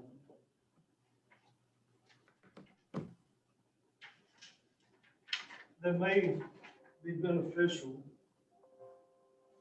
I don't know if y'all have a copy machine or if anybody would like a copy of this. But this is a feelings wheel. One of the things that we talked about just a few minutes ago, and you can pass that around. If anybody wants it, we can make copies of it, or I can email it to you later. Oh, well, there's a copy machine. Duh. I looked at it a few minutes ago and I'm like, that's a cool copy machine. Then I completely forgot about it. And the feelings wheel, it actually allows us to be able to say, this is what I'm feeling. Where does it come from? And it can take us back to that anger. It can take us back to that sadness. It can take us back to the happiness. It can take us back to joy. All the different feelings that we experience in our lives. I think that this encompasses them all, but it allows us to take it back to that really raw, emotional, primary emotion. Being able to understand that emotion and how we respond to it largely is how we say that we're feeling. We're feeling based upon our response to the primary emotion. Is that making sense? So after you see this, maybe you'll be able to make a little bit more sense out of it, but you can really go back and take it back to see how the way that I'm responding to my primary emotion is negative, and that's how I say that I'm feeling. As we go through and we look at stress, we'll be able to see the difference in positive, tolerable, and toxic stress. The positive stress is stresses that we can go through on a daily basis. A lot of times this is centered around first times that we are experiencing an event. First times that we're experiencing a situation. Going through and looking at this has the example of meeting new people, first day of school. Things like this are stressful to us, right? It is to me because I don't like crowds. I mean, I really don't like crowds. Going to school for that first day is nerve-wracking. But how do I feel about it the next time that I go? I'm a little bit more at ease. Why? I know what to expect. Positive stress. I've been through this situation, I've learned and I've grown through this situation, so the next time that it comes up, I can handle it more successfully. So, that is positive stress. Tolerable stress is things that go on in our lives that impact us greatly. This gives us an example of the death in the family. You know, it's interesting to be able to see how this is saying meeting new people, they're going over the hill, but they've got support. In tolerable stress, what happens is the support's not down here watching us, the support's helping us up over it. We feel like we're down here alone trying to get over this mountain, but we've got help up here that's walking with us through this. Is that stress difficult? Yes. Yes, it is. What makes it tolerable is that we're not alone. We have these other individuals who can serve as a buffering role for that event. Again, connection. But with toxic stress, what happens is we're facing these mountains of issues all alone. We live in it, stay in it. It becomes a way of life. The big difference between these three is that we have that buffering role. We have these individuals who are in our lives in the positive and tolerable. But in the toxic stress, there is no one.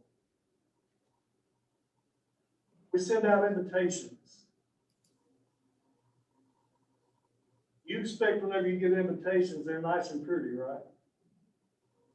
nice and neat, you're able to tell that they're an invitation. Whenever you're invited to a party or a wedding or whatever else, you expect them to be real pretty.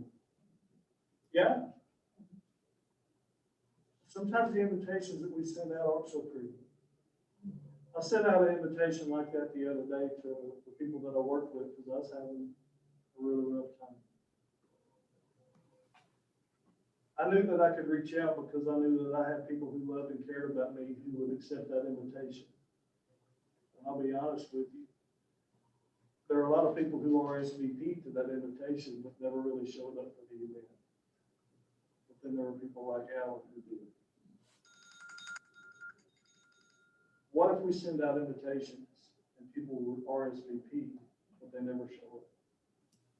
What if we send out invitations, but they never RSVP and they never show up? That's toxic stress. A lot of times people don't show up and they don't RSVP to our ugly invitations because they don't know how. Well, I hope through this training you can come to a better understanding to see a little bit more of what invitations look like. My invitation was, I'm overwhelmed, I'm stressed, I'm hurting, I don't know what to do. Everybody's pulling at me from all kinds of directions. I'm stuck. And that's how I was feeling. And that was my invitation. I didn't think about it as that way until I was thinking about going through this training and thinking, wow, that was an invitation. Sometimes they aren't so pretty. That doesn't mean it's not an invitation. Y'all's thoughts? Have y'all seen them before, those invitations? Have there ever been times when you didn't know how to respond? A lot of people don't respond because they think that they need to be able to fix the situation. You know, Alan, whenever he called, he knew he didn't have to fix the situation, probably knew he couldn't fix the situation. But what he did know is that he could be there. Didn't have to have the right words, although he did. The biggest thing was that he just showed up at the party. If we're willing to show up, that can reduce a lot of stress that other individuals go through. Do you have something? I think it's a societal message we get too. As adults, we shouldn't experience, shouldn't exhibit and even experience the same as we did as a child. We should be more capable of handling situations. And the bigger we get, the bigger the situation. So why should we be able to handle it any better? And a lot of it comes from the previous generation. Remember, hurting people hurt people. Well, the previous generation was raised being taught that you don't show emotion because it's a sign of what? Weakness. So we don't show emotion because it's a sign of weakness. So what happened in my family, we grew up in the family, we were a Christian family, but we didn't talk about anything because we wanted to fit in with everybody else who didn't talk about anything and never had any problems. So we never had any problems, although we had a lot of problems. But we didn't ever talk about it because, well, nobody else did either. And really, we didn't talk about it because my parents were never taught how to talk about it.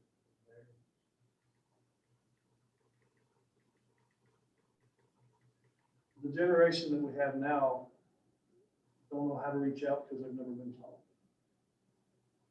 You know, I've talked to a lot of families, I've talked to a lot of kids, and I've always asked, you know, how do you deal with your emotions?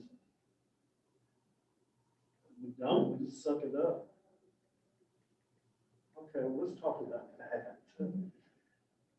To be able to talk about our weaknesses and share our weaknesses is not a sign of weakness. It's a sign of vulnerability and a sign of strength. My invitation the other day was a sign of weakness, but I needed somebody else's strength because I didn't have it within myself. I didn't have my own strength. I needed someone else's. And I received it. It wasn't through people who knew how to fix me. It was through people who knew how to just be there.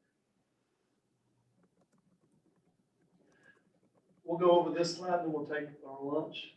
Yes, finally.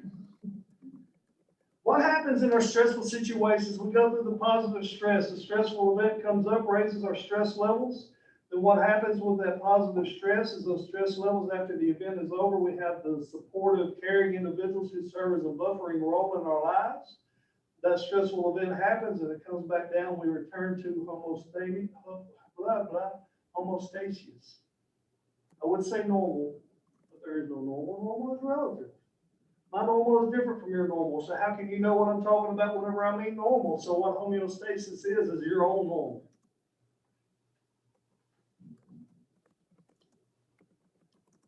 Intolerable stress. We'll go through the stressful situation and it hurts. We have people there who serve as a caring and buffering role, but what happens over time is the pain doesn't just immediately go away, it's still there, and it spikes again.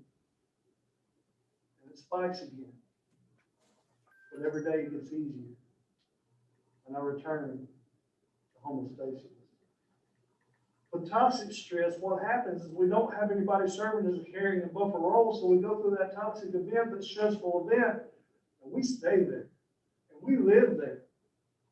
And that's where we get to where I talked to that individual not too long ago, where she said, I'm not in that environment anymore, but I'm still up here in my stress level. Why? Because she learned to live there. And that's what we all do to some extent. If we don't get out of that environment, we learn to live in it. And whatever we consider normal is stressful. And being out of that stressful environment can be even more chaotic than being in it because we don't know what to expect, not in that environment. So, I told you we would be done. Nice time. Anybody have any thoughts, questions, concerns, resentments, allergic reactions? What we talked about so far?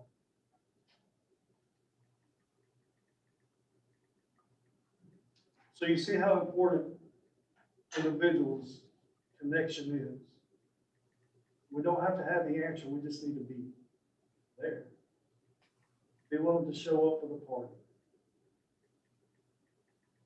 I'm glad that y'all are here, that you're willing to learn more about this, especially for those of you who have been through this before. Poor thing. I feel with you. Thank y'all for coming. Enjoy your lunch. We need to do anything before we eat. What happens? Hey guys, we're gonna take a 30-minute lunch. I'm gonna just cut off the sound, and we will see you back in 30 minutes. I can take control. Can you say hi to Miss Jessica? Tell her what your name is. Boom, boom. Hey, are you smart? Somebody's talking to you, Miss.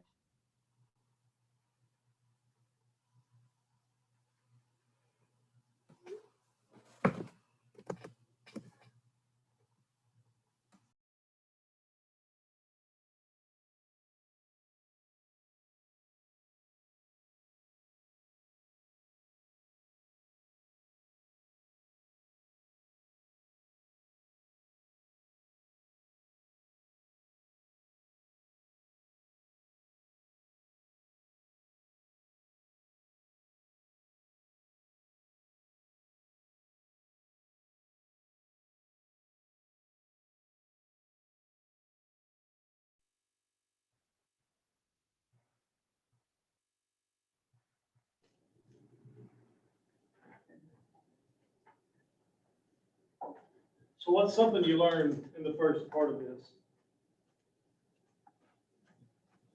Or something you found interesting? That there's positive stress, What's that? that there is a positive type of stress. There's a positive type of stress. Someone else? The pruning process of the brain connectors. How we prune themselves. Yeah. In the Building Strong Brains training, it actually goes through an in-depth explanation of that. How many connectors are made in the first few years and how many are pruned generally. So that's a good training as well. this is more of an overview of everything, but I think it's more in depth of being able to grasp and understand what happens because of trauma. And at the end of this, we'll actually go over and talk about what you all are doing and how policies can be put in place or changed to create a more conducive environment for healing to begin with individuals that you work with.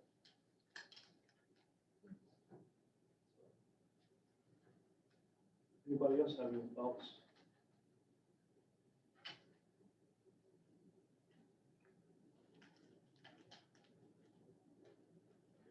All right, I'm gonna be riding y'all's way. I'm trying to be a little bit closer to the owl for my voice here.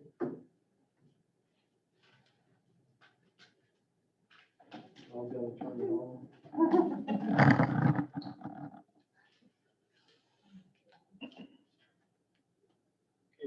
Did you already click on it for me? Oh, sorry. There we go. So there are some factors that increase the impact of trauma. And the earlier the occurrence of the trauma, the more impact that it has, especially if it's more, if it happens more often. So not only the early occurrence, but the frequency that it's had in there. The next one is a big part of it, is because of the individuals who inflict trauma upon us. Whenever we're young, oftentimes we feel blamed. That blame turns to guilt, where we as victims or survivors often feel a lot of guilt for what has happened. We say that it's our fault. A big part of going through this healing process is understanding that the things that largely happen in our youth, well, they're not our fault. It's hard to come to that conclusion, but what we see is because of blaming and the guilt, it turns into shame. Now, guilt is an emotion just like anger, right? Guilt is there for a purpose. It tells us that we made a mistake or we've done something wrong. That's guilt's purpose. It gives us a choice at that point. I've made a mistake, I've done something wrong. What am I going to do about it? Well, I'm going to learn from that mistake, and I'm not going to make that same mistake again. Or I'm going to do my best not to make that same mistake again. I'm going to learn from it. Or I'll stay in that guilt. I'll continue to hurt people. And it's just going to become a way of life. Now, what happens whenever we stay in the guilt is it becomes shame. Shame is another emotion, but it's an expression of guilt. Now, where guilt tells us we made a mistake and we've done something wrong, shame tells us we are the mistake, we are what's wrong. What's y'all's thoughts about that? I need you to say that again. Yeah. Guilt tells us we made a mistake, we've done something wrong. Shame, especially whenever it becomes toxic, tells us that we are the mistake, we are what's wrong. So whenever we continue in that cycle and continue in that guilt, it impacts us in a greater way. So it's no longer I made a mistake, I am a mistake. It's no longer I've done something wrong, it's I'm what's wrong.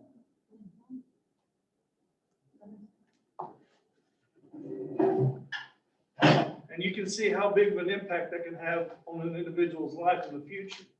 This not only happens as children, but it happens as adults as well.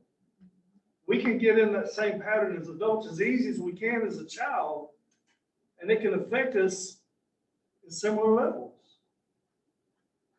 But a lot of times, because of what has happened as a child, we grow up with that core belief that I am what's wrong, I am the mistake. And we base the rest of our life off of that. And we'll talk about that here in a few minutes, yes. Okay, I can't remember the girl's name right now, but she was kidnapped out of her home. Elizabeth Smart, yeah. She actually, I think, is a good example of that because she felt like damaged and broken, and she felt so much shame that is why she said that she did not like holler out to people when they were in public places or something. And we'll talk about it more in depth, but just because you said that, I want to mention it. We talk about flight, fight, and freeze. But there's also another one that is fawn. F-A-W-N, F-A-U-N, F-A-W-N. Baby deer, W. What does a baby deer do? Who does it follow? Into what situation? Because trust has been built. A lot of times in some traumatic experiences, we fawn, we go along with it. Because we don't know what else to do. And a lot of that is caused by the shame. We'll talk a little bit more about that in just a few minutes. Whenever we're silenced, whenever we're not believed, that happens a lot. I was talking to an individual a while back, and I remember her talking about sexual abuse that she incurred while she was a child. And she said she talked to her mother about it, brought it to her mother's attention. Her mom said, "Shut up, happens to everybody. Get over it." She was silenced. She was believed, but she was silenced. Hurting people hurt people. And that's another example of that. By her mother telling her that allows me to know that her mother went through the same thing, and it was a normal part of the family. Another factor increasing impact is if the perpetrator is a trusted caregiver, which was my case. The girl who abused me sexually was my babysitter. She was a teenager from church. And, you know, a lot of people ask me, well, why don't you have any resentment for her? And I'm always like, well, how could I? Think about it for a minute. A teenage girl from church coming into a house where there's a 5-year-old boy taking advantage of him, telling him what he can do to her. What is normal about that? There is none. So what that tells me, something had to happen to her whenever she was young to allow her to feel that that was something that was normal. How could I have any hatred or resentment toward her? All that I have toward her is that I hope that she has been able to find peace, forgiveness, and to be able to overcome in the same way that I have. It is a part of my story, but it is not my story. It does not define who I am. My addiction does not define who I am, but it's a part of who I am. My mental illness does not define who I am, but it's a part of who I am. So I use my story not as a way for me to relive it or to be in it all the time, but as a way to show others that it is possible to overcome. We can beat this. We can have a good life, a better life. So now we get into the fight, flight, and freeze. Now these problems, again, this is going back to the amygdala's responses are fight, flight, freeze, or fawn. These are affected by danger. These three sets of problems are often attributed to children or adult clients that individual serves, shows how these behaviors may really be survival mechanisms. They are adaptations. And there are ways, the fight, flight, freeze, and fawn are ways that we can react or respond. It's really a reaction whenever a traumatic events happen, whenever it's not even a traumatic event. It is the way that we've learned to adapt. So whenever something that's not even necessarily traumatic, it can happen, we're still going back to these because it's an adaptation. It's not a problem. It's not a symptom. It's the way we've learned to adapt. So let's look at these symptoms and problem behaviors. More of this sense of adaptations to trauma. It helps us understand the situation and the individual a lot better. And to not look at that individual and say, what's wrong with you? That's what happened. And allow them an opportunity to share their story. Now, the behavior that we see that causes people to say those words, "What's wrong with you?" It's an iceberg. What we see is only a small part of what's above the surface.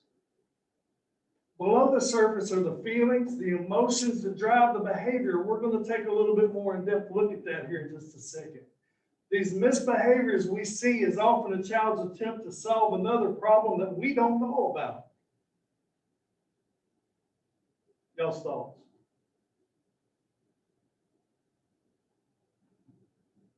Do you ever wonder whenever somebody is responding negatively? Do you ever wonder, wonder what happened? I wonder what's feeding that. I wonder what's driving that. Well, I'll put together this slide so you can be able to see what's above the surface, what everybody else sees, the belief system that we have that leads to all of that. This is basic cognitive behavioral therapy techniques to be able to see where one starts and where it all ends. We see the actions and results. We see the behaviors of the individual. We don't see what's going on underneath the surface. For me to look at somebody else and say, "Why don't you just stop? Why don't you quit doing what you're doing? You need to pray more. You need to read your Bible more." I hear that so often, but it's so much more than that. I'm wanting them to quit the actions and results.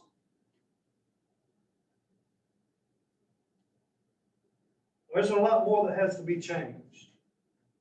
You see, what leads to my actions and results start with my core beliefs about myself that have been created because of the trauma that I've experienced as a child. That trauma can come in environmental ways, sociologically, psychologically. We have biological influences. But we know that there are genetic traits that are passed on to us. But largely for the genetic traits, even predispositions that have been passed on to us, for them to come into effect in our lives, there has to be a trigger. Grow up in an environment where a parent tells you you're worthless, you're useless, you're no good, you're never going to amount to anything. If you're told that growing up, what's that going to become as you get older?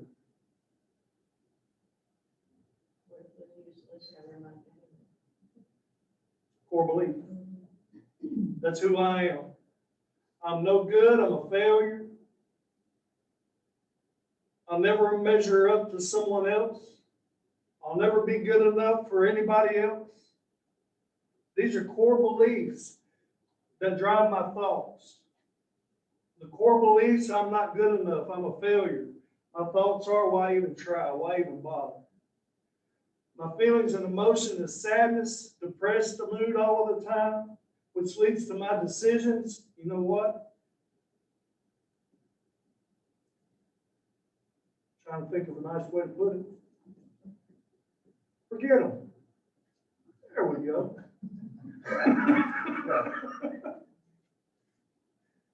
You know what? I'll let them see how I'm feeling. And so there's my actions and results. What's wrong with you? Quit doing what you're doing. No. It's not that easy. You see, my core beliefs have to begin to change. That's not an easy process either. It starts slowly. You see, because what we have believed, if we're told that we're failures, we're useless, we're worthless, what is that in and of itself? Is that a truth? What is it then? It's a lie. A lot of us based our existence off of lies that we have been told growing up. Lies that have been told to us, and now we in turn tell ourselves. These core beliefs that we largely have are based upon lies. So we have to be able to find truth. And it takes individuals like you who are willing to understand how to talk to someone to start instilling truth in them, to allowing us to see that we may fail, but that doesn't make us a failure.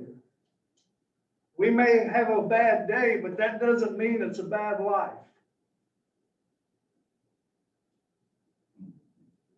Just looking at that graphic right there, I mean,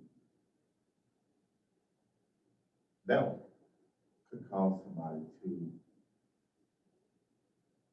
not seek education Yes, or receive it. yes.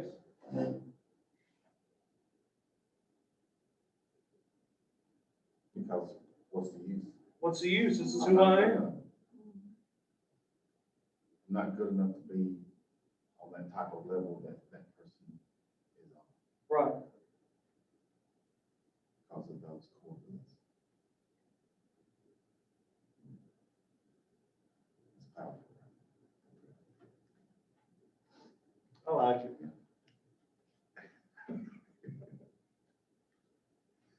I've actually got some sheets that go off of this that explain the whole process whenever I'm talking to a client. And it actually works through what are some of your core beliefs? What are the thoughts that you have because of those core beliefs? What are the feelings and emotions because of your thoughts? What are the decisions that you make because of your feelings and emotions? And what are the actions and what are the results? So we go through a situation and we start believing these different lies about the situation, the event. We have emotions because of it, and we have behaviors because of it.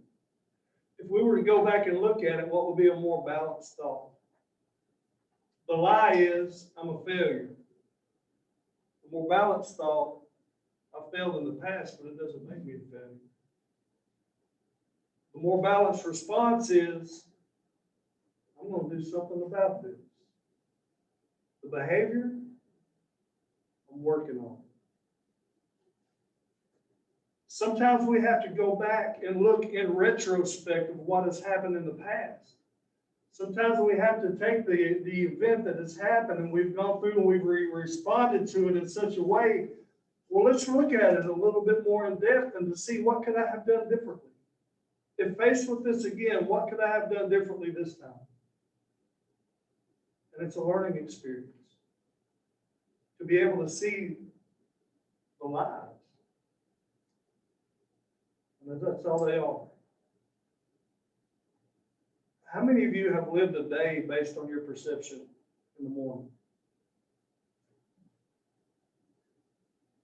What if, if you are anything like me, you sit in the shower, well, you stand in the shower. Some of you may sit, that's just all kind of on who you are.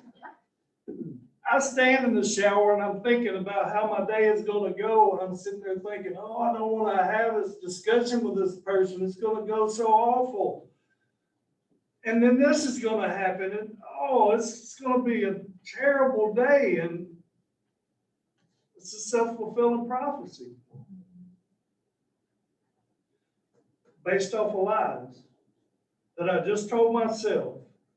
So if I was in that shower, standing in the shower, what's the day going to look like? You know what? It could go this way, but it also could go this way. I don't know how it's going to end up, but it's going to be what I make of it. How's the day going to change? Drastically. It all goes back to what we believe about the situation and the thoughts that we have about it, the feelings that come from the thoughts, the decisions we make, the actions that come from the decisions, and the results of those actions. We've got to change the way that we think, people. And we've got to be willing to allow individuals to understand that they are valued, that they are of worth, that they have a purpose in a place that is largely greater than they are. And what that begins with is by creating a safe environment for them to be able to share their story with someone who is just there. Just be. Don't have the answers. Just your presence can give them value and worth and purpose in the place. You know, I talk to people every single day who come to me with their problems. And you know what I tell most of them? Not all of them, I'm just going to be honest with you. But most of them who call and are talking to me about their problems, I always thank them and allow them to understand how much they have helped me. because that's the truth. It's not just to give them value or purpose, it's to allow them to hear truth. It's to allow them to see that their life is more than the event.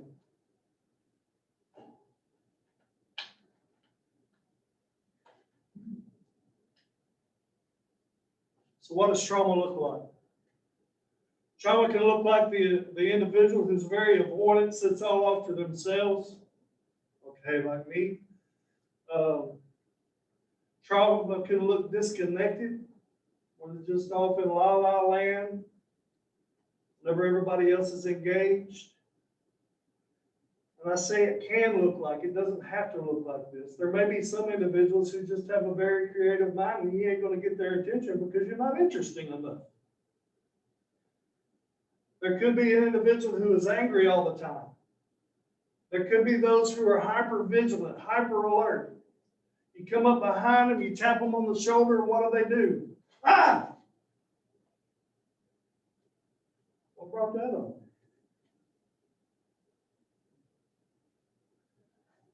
Maybe a normal response to an abnormal situation that have brought that on. Just something to think about. So in talking with kids, allow them to understand about their brain. You know, we talked about the survival part of the brain, the base, the stem, going up into the base of the brain. So that's going to be my wrist. The amygdala, the limbic system, is going to be my thumb. The prefrontal cortex, where the logic and reason is going to go around it. Whenever we're in trauma, what happens is that prefrontal cortex with the logic and reason disconnects. All we're concerned with is survival in that moment.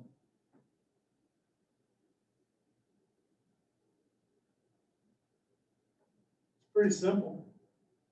Honestly, I use that more to describe the brain with adults than children.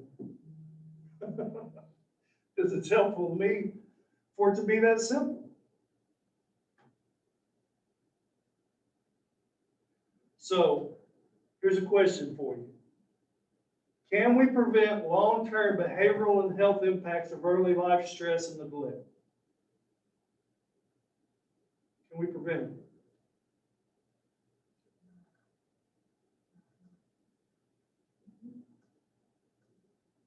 In the future? How?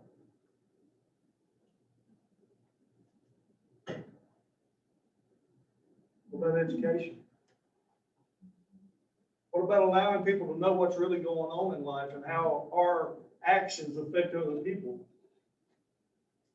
Now, I can't tell you how many times that I've heard someone come up to me and said, my addiction doesn't affect anybody else but me.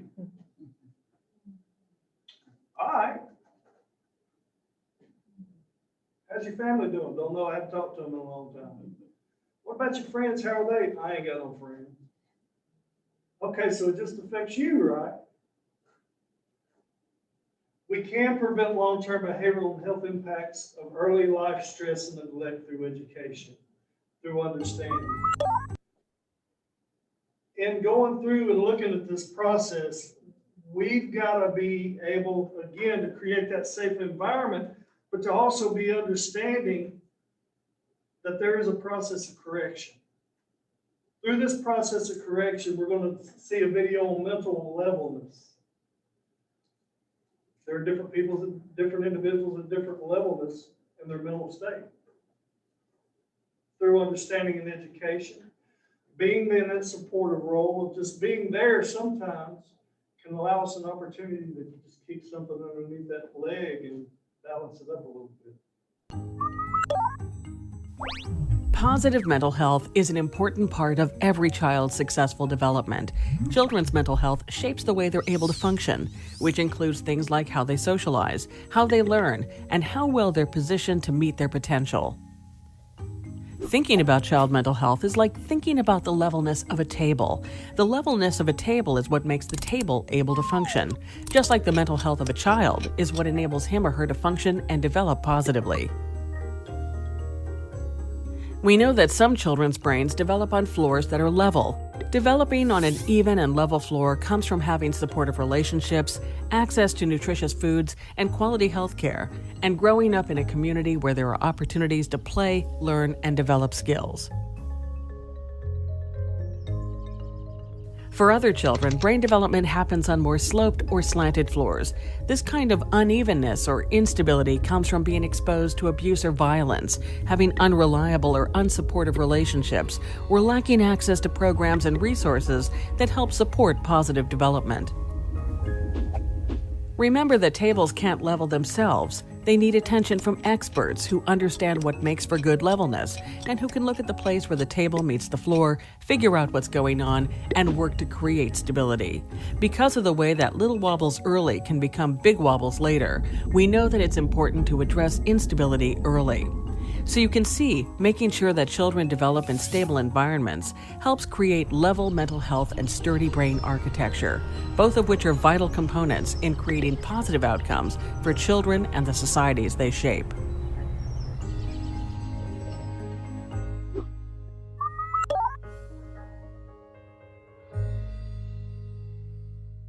Children, it's harder, much harder to find that levelness. That requires patience. A lot of patience. A lot of willingness to be able to go through and to rehash what has already been talked about. My daughter has been diagnosed with autism. We have these daily discussions where we talk about the same thing that we talked about yesterday, just because it needs to be talked about again. We work through things on a daily basis. My wife works through things with her to be able to get her to understand why certain things happen and the right way to respond every day. So we have to learn to be patient. We have to learn to be willing to walk with. And sometimes it's not an easy task. But if you're willing to do that, you can change somebody's life and in turn, change generations.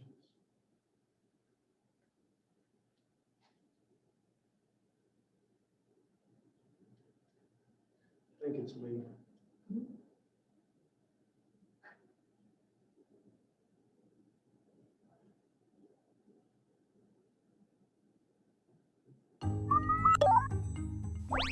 Positive mental health is an important part of every child's success.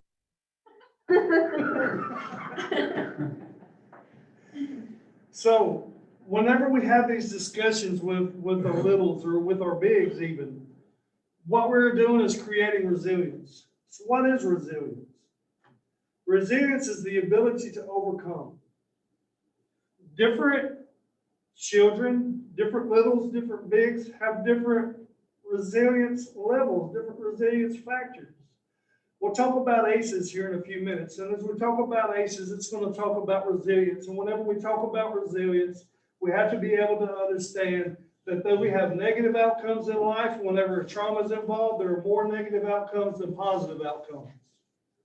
When there's more negative outcomes than positive outcomes, and our fulcrum is right here in the middle. Y'all ever been on a seesaw? Y'all know what it's like, that fulcrum in the middle? That little bar in the middle is called a fulcrum, and that thing does not move. Y'all ever been on a seesaw whenever you had the person on the other side up in the air and you just hopped right off of it?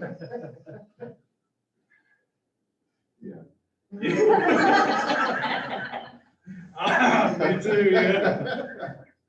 I've been on the other end too. Good time, good time.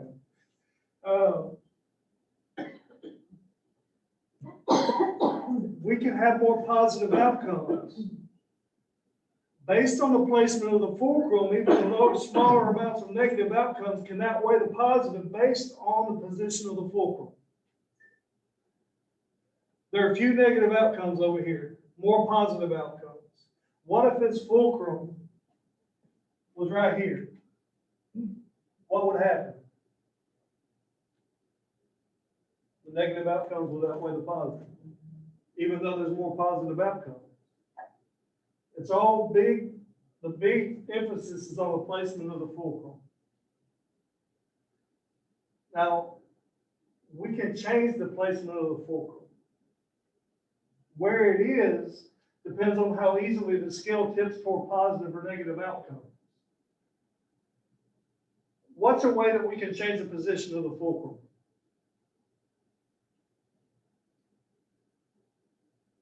What's a program? What's a place? What's an environment that can assist in the changing the movement of the fulcrum?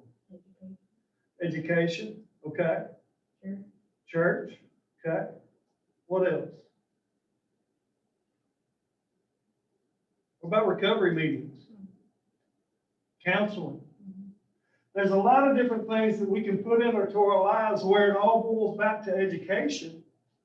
Through understanding, we can change the position of the fulcrum so that the positive outcomes outweigh the negative, no matter how many negatives come in. You see, going back to that conversation that I had with that woman that I discussed earlier, the individual that I was talking to, whenever I asked her about everything that had gone on in her life, the toxic stressful events at one point was consuming her life. The events themselves have not changed in her life, but she and her understanding has, and so it's no more toxic stress. It's positive stress and tolerable stress that she's able to overcome. The environment hasn't changed. What has changed is her understanding of it. What has changed is the placement of her fulcrum. Has gone from over here, or has gone from over here to over here. So the positive are outweighing the negative. It's education. It's understanding. And the more tools that we have for our communities to allow this type of understanding so the fulcrum can be changed, the better it is not only for the individual who has gone through trauma, but it's good for the community as a whole to be able to understand what has happened in their life and to see that change is possible. Over time, the impact of positive life experiences and coping skills can shift the fulcrum's position, making it easier to achieve positive outcomes. A lot of this is a mindset. It's through understanding.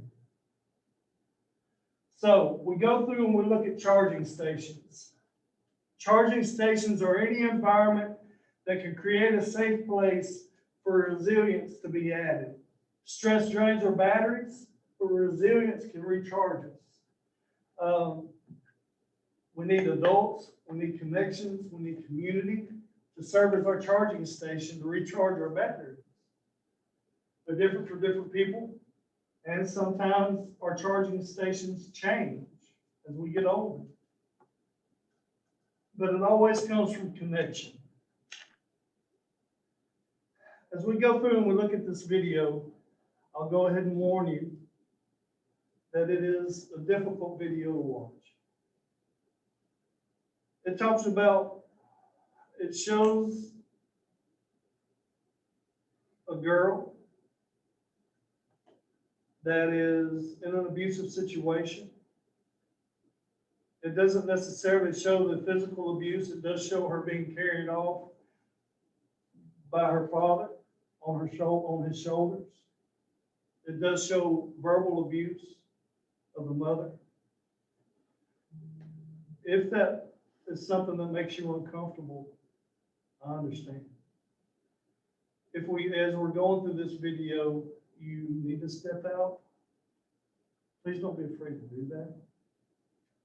A lot of people choose not to show this video. I choose to show it because I think it needs to be seen. We will talk about this afterwards. Again, it doesn't really get into deep physical violence. It doesn't show that part, but I just want to prepare you for what you are about to see. This is trauma through the eyes of a child. It's very real.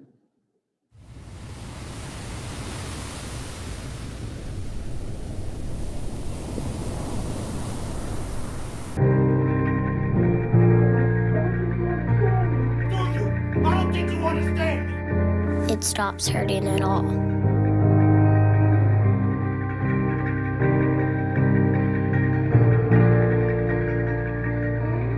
Until something makes you feel again. And then it all every word, every hurt, every moment. How could you ever understand where I come from?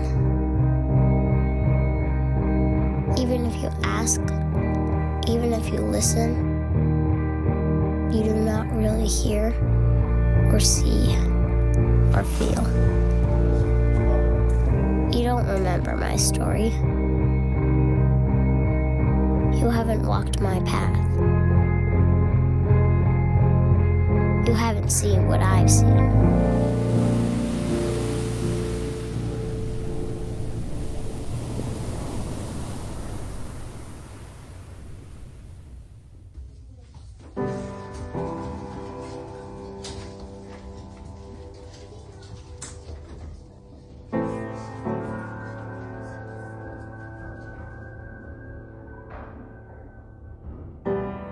My past defines me.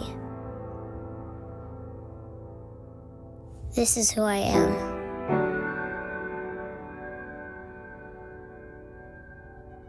I am unseen, unheard, unwanted.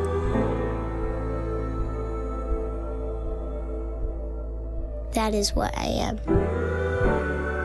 if even I am anything.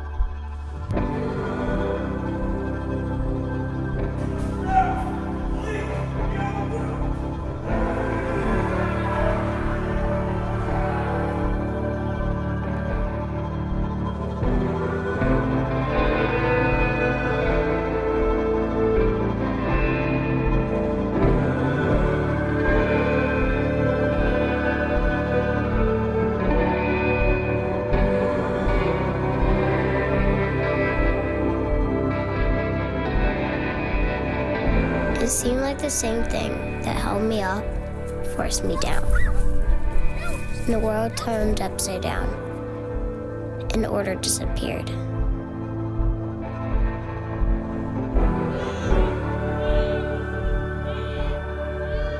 Nothing was how it was supposed to be. And a heavy sadness filled my soul.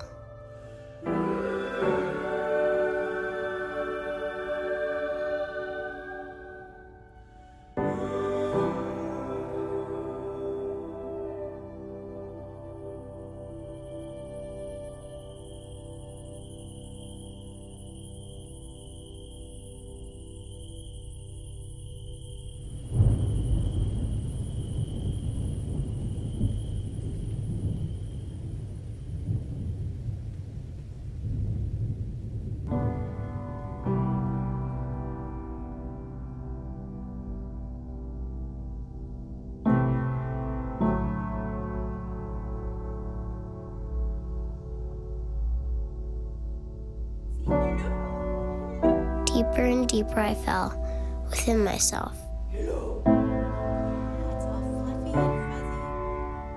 And nothing could draw me out.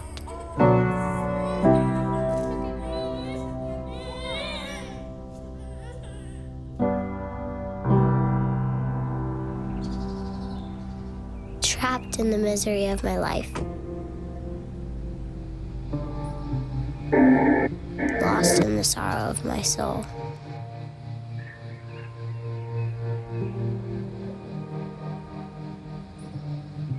Unable to see the light.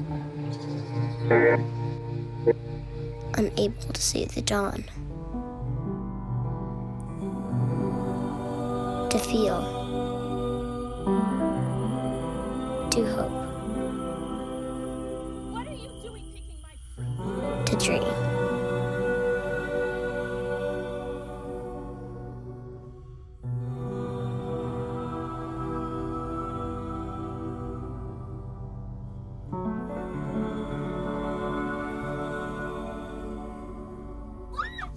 And I found the darkest days of my life kept coming.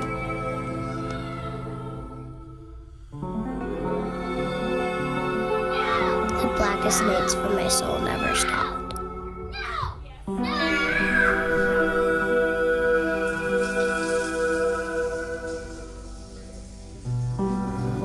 It seemed like it was always nighttime and nightmares, and never morning. And maybe you wonder why, but mostly you try not to think about it, and try to get by, and try to survive. And all the other stuff seems so much like nothing, compared to just wanting the most important things back again. Like wishing you could see your mama's smile again, and hear her sing that one favorite song that always calmed you down when things were all messed up. Or if you couldn't have her back, at least get to take care of your baby brother.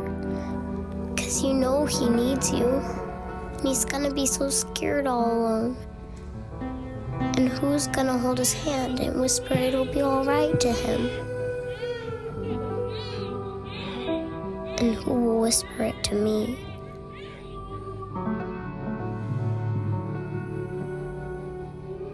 Hi, Zoe.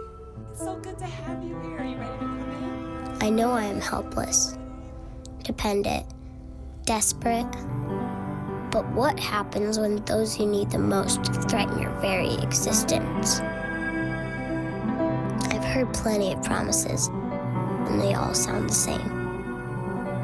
But push hard enough, and sooner or later, they all prove to be empty.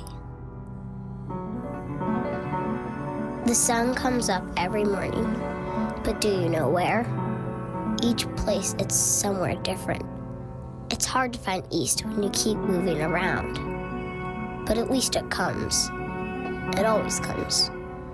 I've come to depend on that.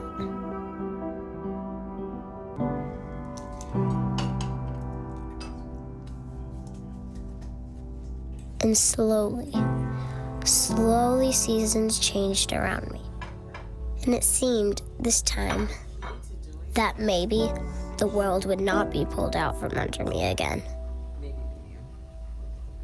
Feet safe, roots starting to grow, little buds of hope forming, slowly attempting to trust this new life. Hi. Come on over. Let me show you what I got for you. It's your gift.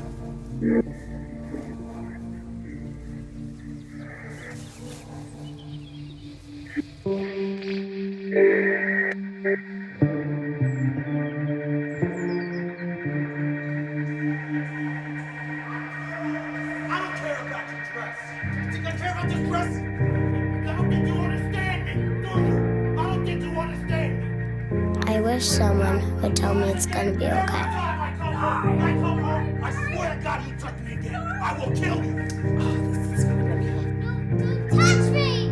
I don't care about that one day, maybe, I feel normal. That I won't always be alone. That I'll have a mommy who will hug me and be strong for me. Because maybe I can't do it all by myself.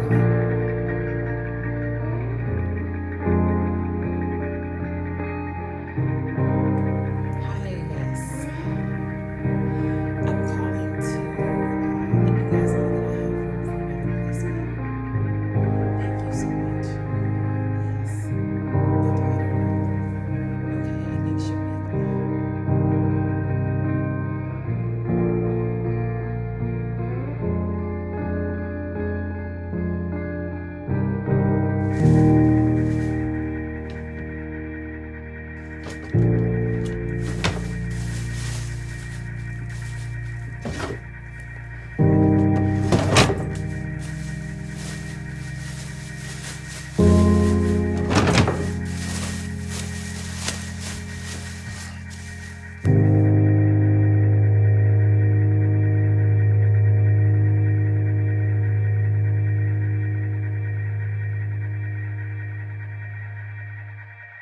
This, my past, my history, my story, is not my fault.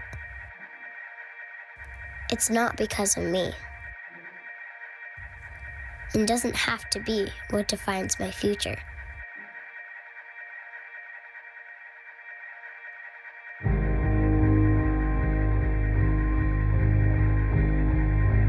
I am lovable. I am worthy of care. And that glimmer of light, it makes all the difference. The glimmers of light give me hope that someday my summer will come.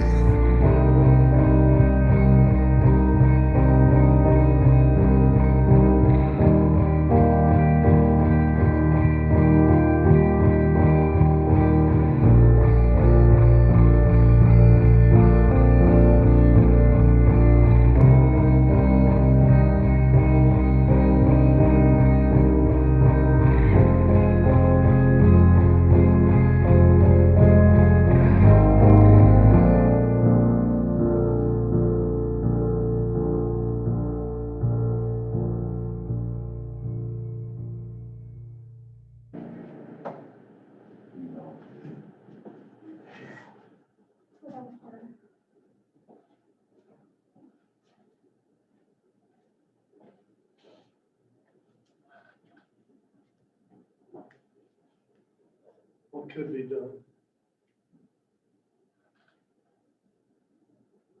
See the difference that it makes for having the ability to not say what's wrong with you, but to be willing to sit and understand what happened.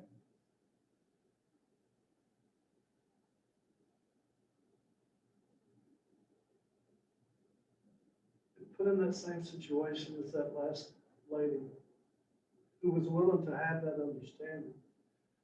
What would I have done? I don't know. But I'm so thankful that there are people in the world who are willing to say, you know, regardless of what happened, I'm here. And I'm not here.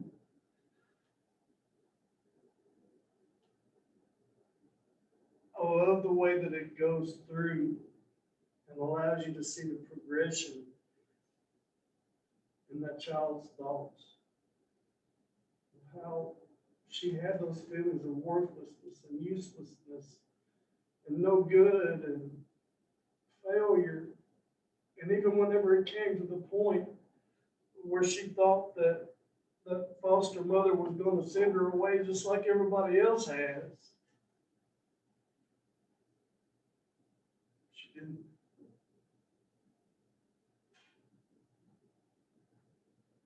In the way that she said, and what I have that. It can change if given the right environment. We all need that environment. We all do.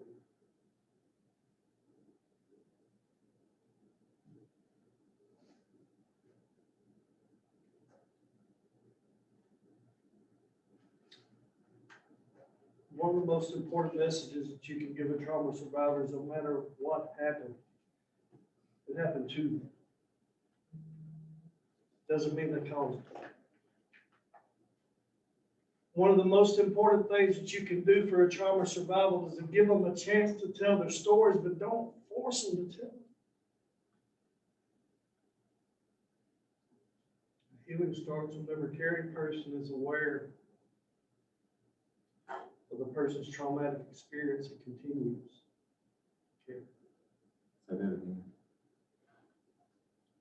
Healing starts when the caring person is aware of the person's traumatic experience and continues to care.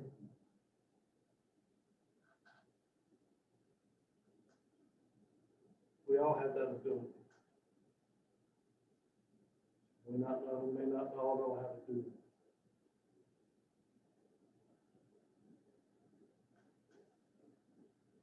Healing can happen. It does happen. Can I say something real quick? Please. Yeah. Maybe stood up and I said, you're wrong for that. I was saying that you're wrong for that, for making me cry. Not for showing the video.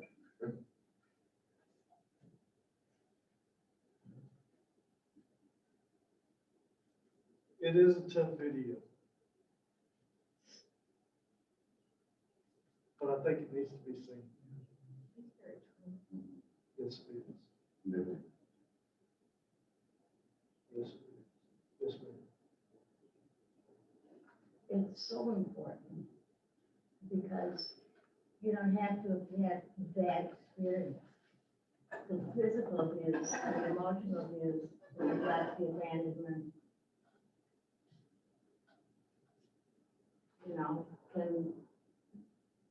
can be dealt out in so many ways. Yes. And another part that I thought was interesting, that kind of goes along with what you just said, is you saw in that last moment, or right before that last moment, whenever she was going through and she was packing all of her stuff up because she's done it again. Right before that, what happened? What caused that? The dress. The trigger. Was there anything negative in that dress? No. It was an innocent, heartfelt gift that became such a powerful trigger to past memories. We have to understand that that's what people do. That's how we have learned. That's how we have grown to adapt to things that have happened in our past. There's a lot of times whenever innocent, well-meant things in our lives actually become triggers. Are you willing to understand it? That's the question. Anybody else have any thoughts?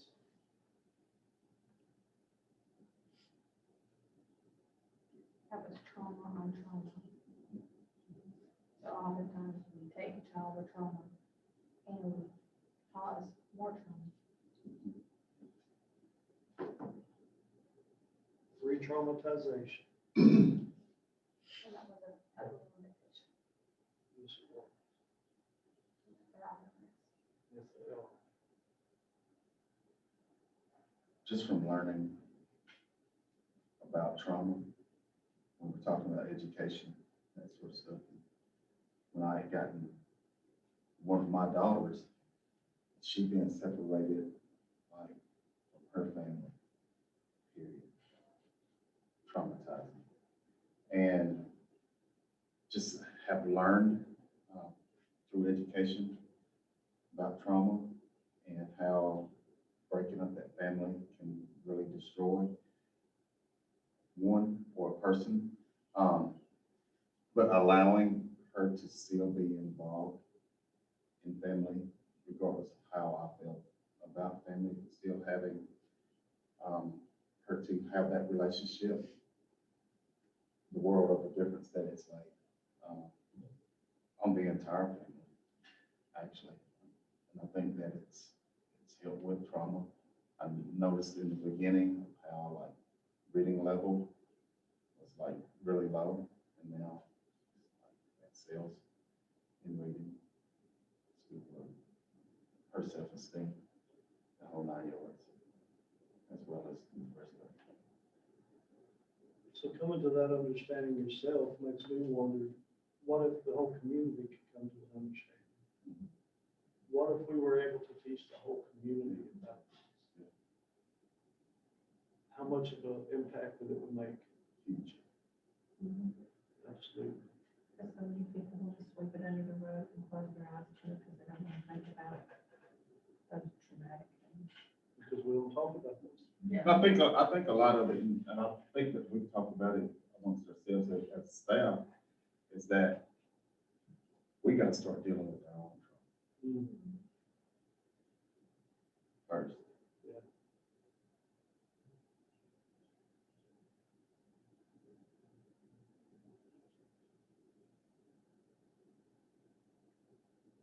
Trying to think of what I was told last night.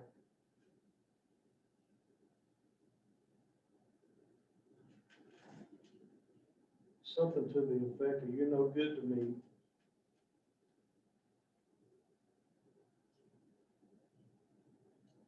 Burnout.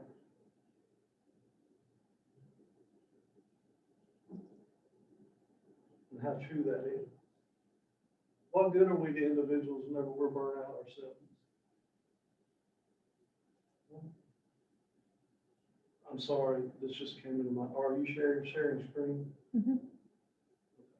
Ms. Paul? No, I just didn't see the green around this, so maybe one. Okay.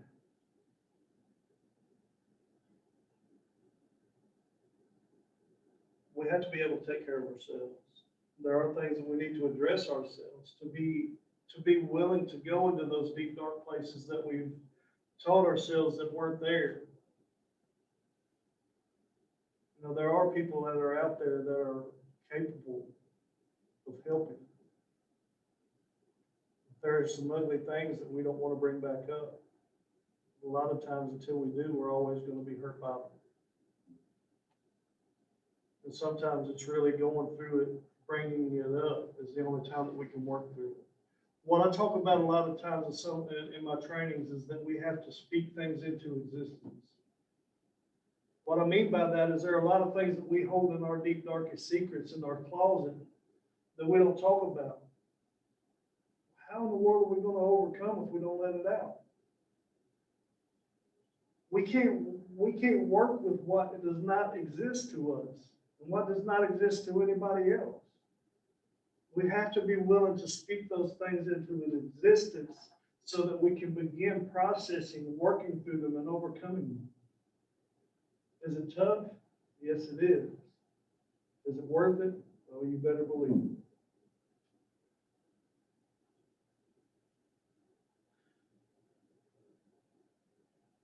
You know, one day, I hope to be able to open up my closet and there not be any more skeletons in there.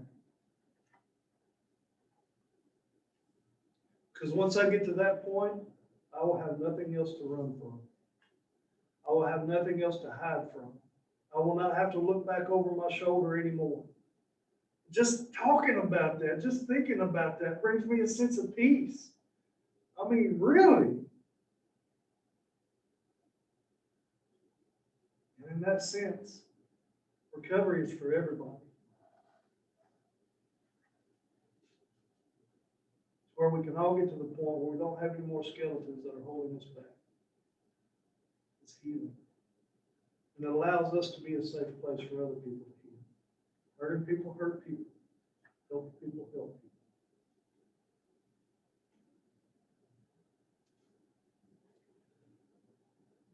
Whew.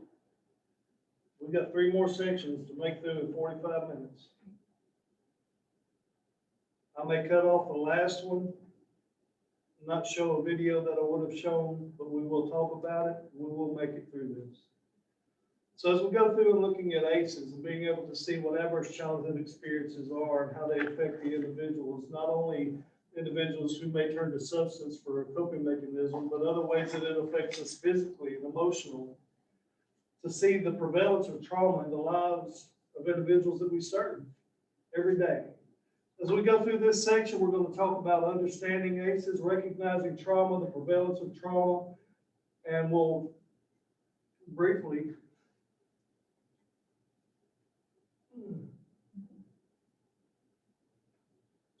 discuss a survivor story. So in order to explain ACEs, I'll show a video.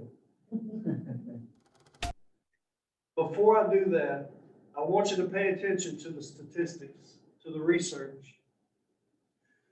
Understand that this research was done in a college town to a white, middle-class, college-educated, largely demographic.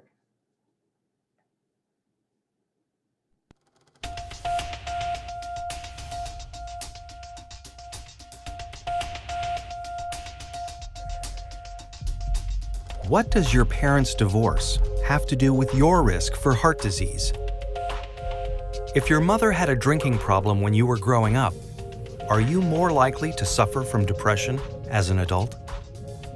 Here's what you should know about ACEs. ACEs stand for Adverse Childhood Experiences, extremely stressful events that can happen to a child growing up. Some experiences are so stressful that they can alter brain development, as well as the immune system, increasing the risk of lifelong health and social problems in adulthood. The term comes from the Adverse Childhood Experiences Study, landmark research that shed new light on the root cause of everything from stroke and liver disease to substance abuse and mental illness. In the late 1990s, an epidemiologist from the Centers for Disease Control and a preventive medicine doctor at Kaiser Permanente set out to understand the association between childhood experience and lifelong health.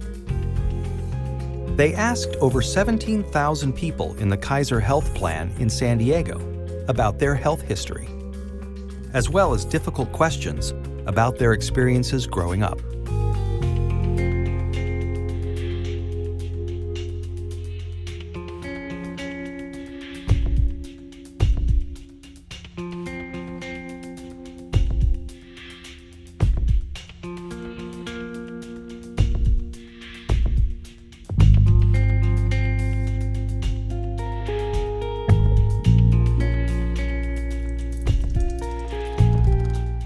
Anda and Felitti tallied up 10 different kinds of adversity in this largely middle-class and college-educated population. They were stunned to see how common ACEs were. 21% of all respondents were sexually abused as children. 19% grew up with someone who suffered mental illness. 28% had been physically abused. And 2 out of 3 respondents had experienced at least one ACE. The researchers next looked at how someone's ACE score, or the number of adversities they experienced, related to a wide array of serious health and social problems. They saw that the more ACEs someone had, the greater their risk for poor outcomes compared with someone with no ACEs. Someone with an ACE score of 4 had twice the risk of heart disease and cancer. Someone with an ACE score of 5 had an 8 times greater chance of being an alcoholic. And those with an ACE score of 6 or more, on average, died 20 years earlier. With every major problem they looked at in the ACE study, the risk went up for each additional adverse experience in childhood.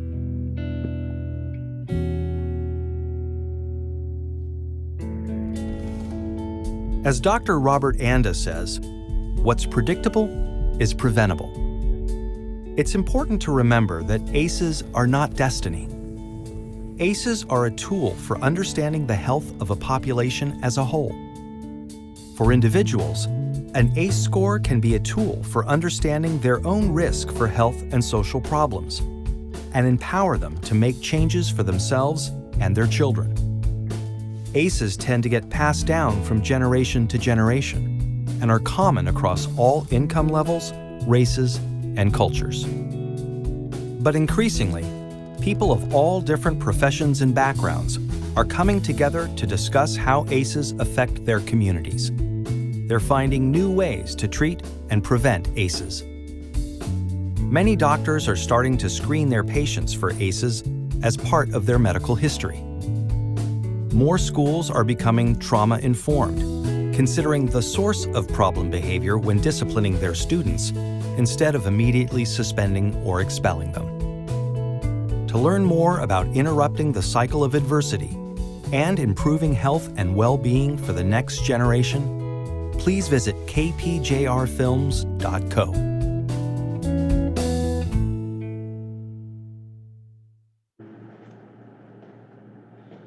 So in a community that you would think that they wouldn't have as many problems as everybody else, what you see is they got problems too. Trauma does not discriminate, doesn't care who you are.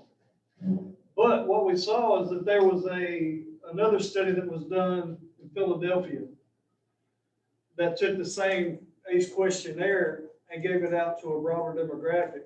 And over a broader demographic, of course, we saw a rise in everything.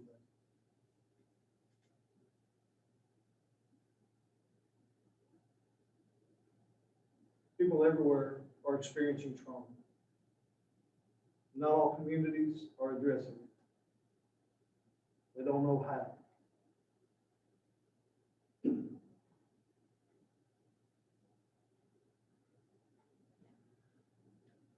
We do know and need to understand that some children are more susceptible to others to toxic streams.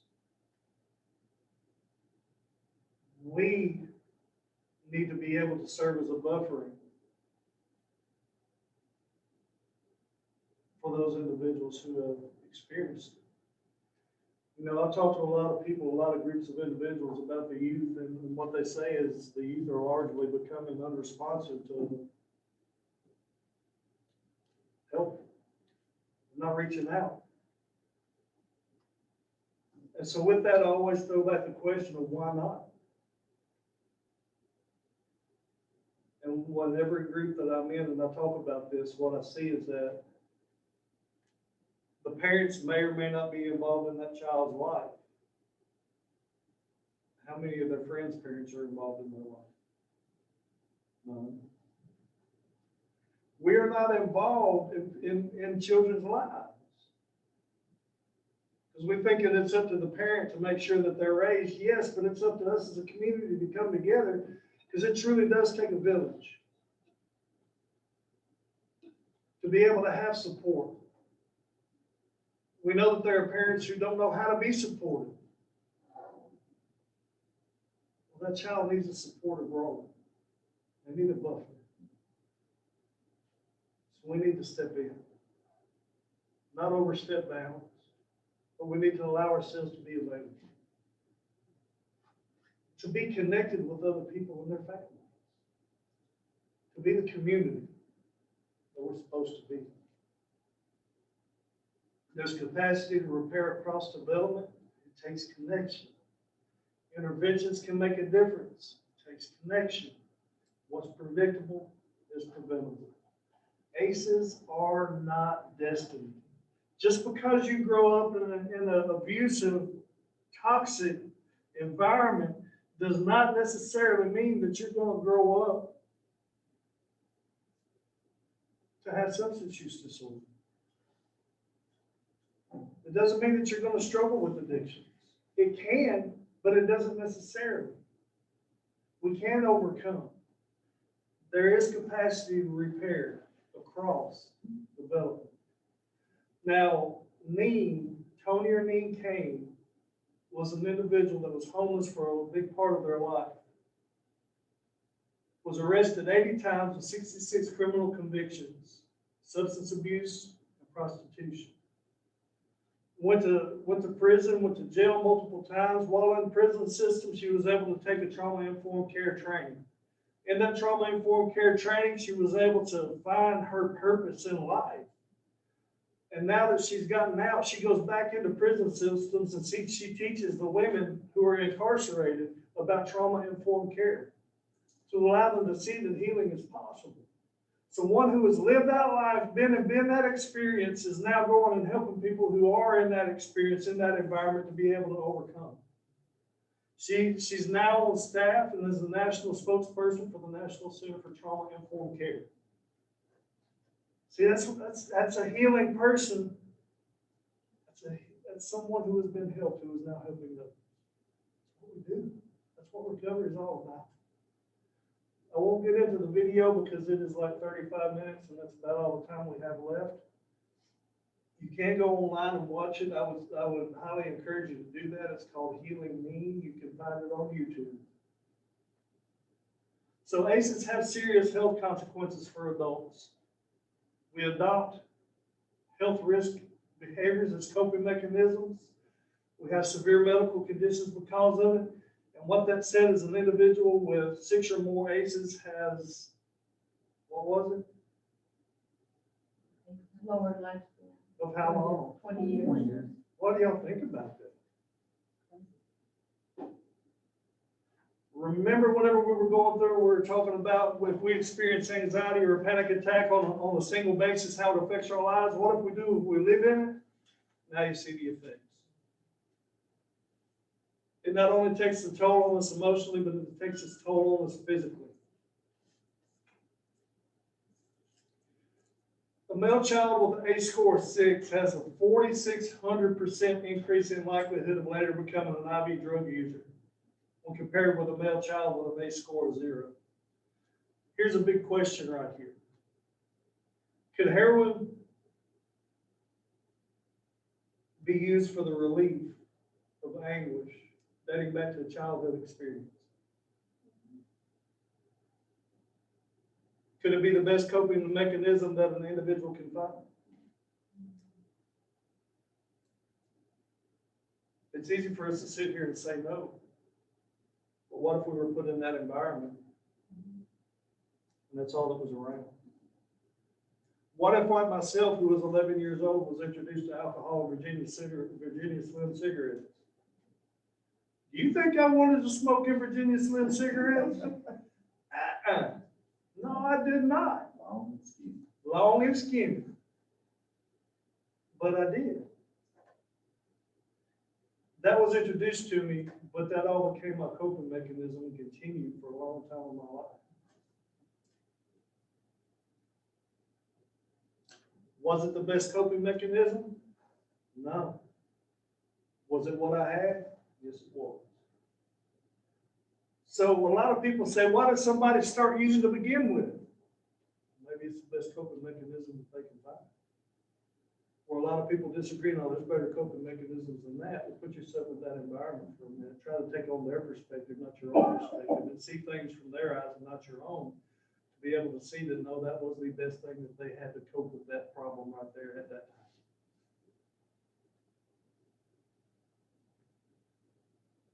Is that a different way of looking at it for you?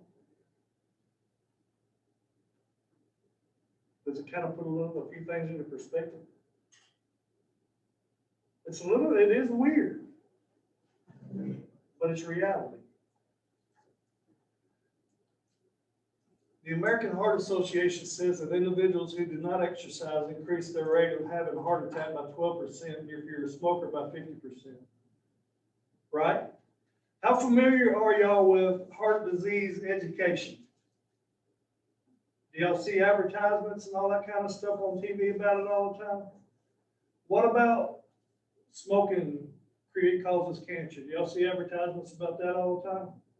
How many advertisements y'all seen about ACEs? That's a problem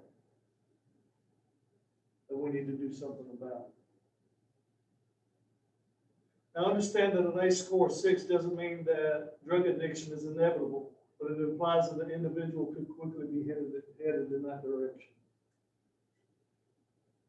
So with mental health, in the mental health area, there's a history of childhood trauma, and it predicts earlier first admissions into the mental health services. More frequent and longer hospital stays, more time in seclusion or restraint, greater likelihood of self-injury or suicide attempt, more medication use, increased symptom severity because of trauma. Around 65% of all substance abuse treatment clients report experiencing childhood abuse. Around 75% of women in substance abuse treatment report a history of trauma. And around 92% of homeless mothers have severe trauma histories. So we look at individuals and say, how did they turn out like that? Why do they continue doing what they're doing? Well, again, remember, we're only seeing what's on top of the surface. We don't see what their core beliefs are and what that's driving them and how that's driving their reality. actions.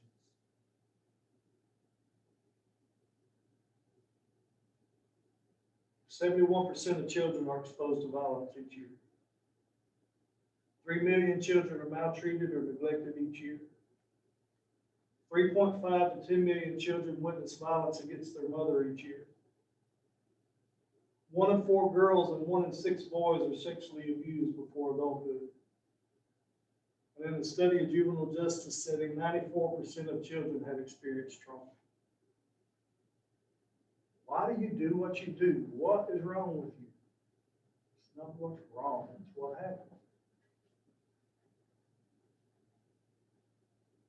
So, as we get into this last section that we're going to go over, we have 30 minutes to do this, and I'm glad because it's going to allow us some time for discussion. In this section, we're going to talk about why trauma-informed programs operate with the universal expectation that trauma has occurred.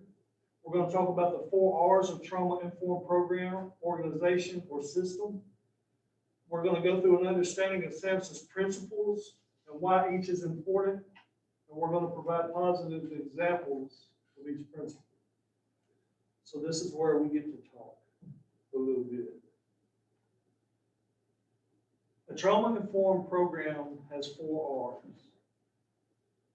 Programs realize the widespread impact of trauma and understands potential paths for recovery. A trauma-informed program recognizes signs and symptoms of trauma in clients, families, staff, and others involved with the system. The trauma-informed program responds by fully integrating knowledge about trauma into policies, procedures, and practices.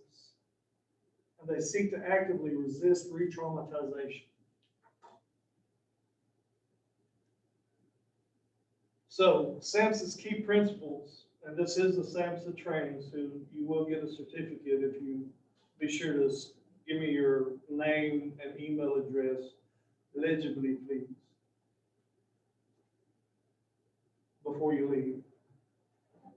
The principles of trauma-informed approach guide a trauma-informed change process. They're developed by national experts, including trauma survivors, with the goal of establishing a common language and framework.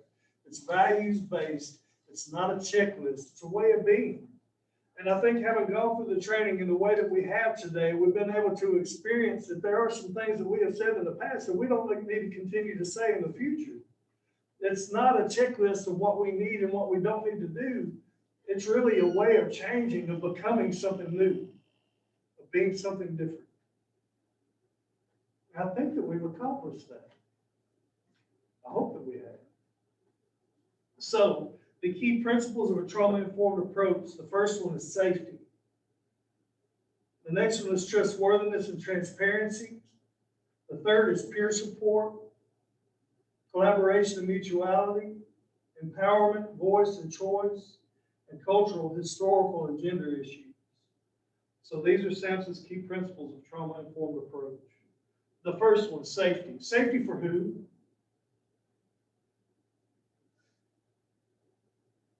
When we think of safety, who do we think of safety for? The people we work with? What about ourselves? So we have to be able to take on safety for those that we work with and safety for ourselves. So what's safety look like? Safety looks like a welcoming environment that's consistent, predictable, that's non-shaming, non-blaming, non-violent. An environment where we are respectful of privacy and confidentiality, and with clear explanations of what's happening and why. This clear explanation of what's happening and why goes back to this consistent and predictable. I've been running a recovery program for almost 11 years now. 1 week in all of that time, we walked in and all the chairs usually face up front. We walked in this one time, they were all facing the side. What did that do to all the people who came in for the meeting? It freaked them out. Lost focus. Lost focus. We had several actually said, can't do this. See you next week. Get the chairs right next time. Change. It was no longer consistent. It was no longer predictable. Without consistency and predictableness, it brought chaos. Chaos is not a good thing for individuals who are trying to recover. Consistency, predictableness. So, a question for you. Do you feel safe in your own organization?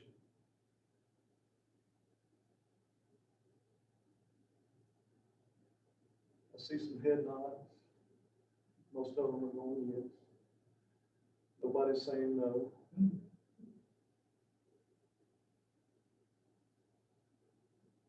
Why do you feel safe in your own environment?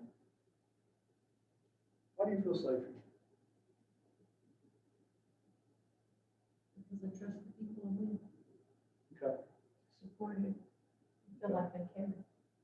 Okay. Establish relationship. Connection, exactly. You said it before I did. Yeah, exactly right. It's connection. Do the people that you serve feel safe?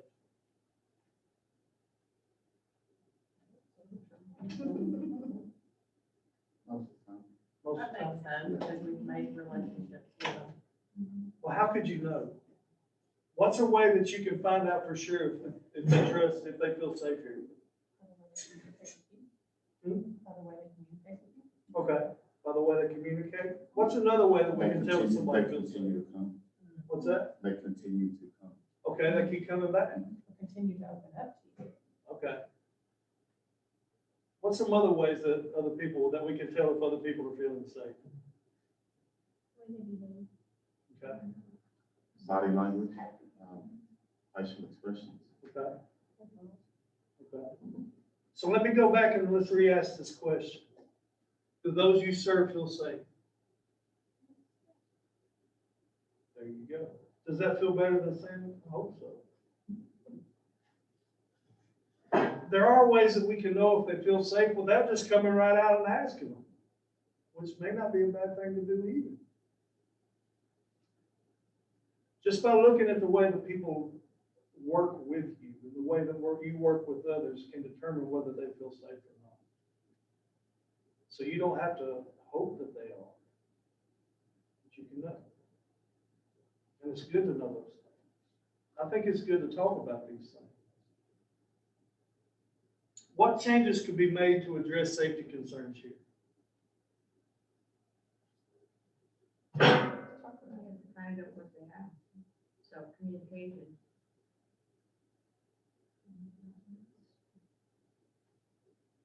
Okay, she said talk about it. Something about a can of wash spray. I think, You have more than a can of water spray. I think kind of a lot of like what we're doing right now, Okay. like the education.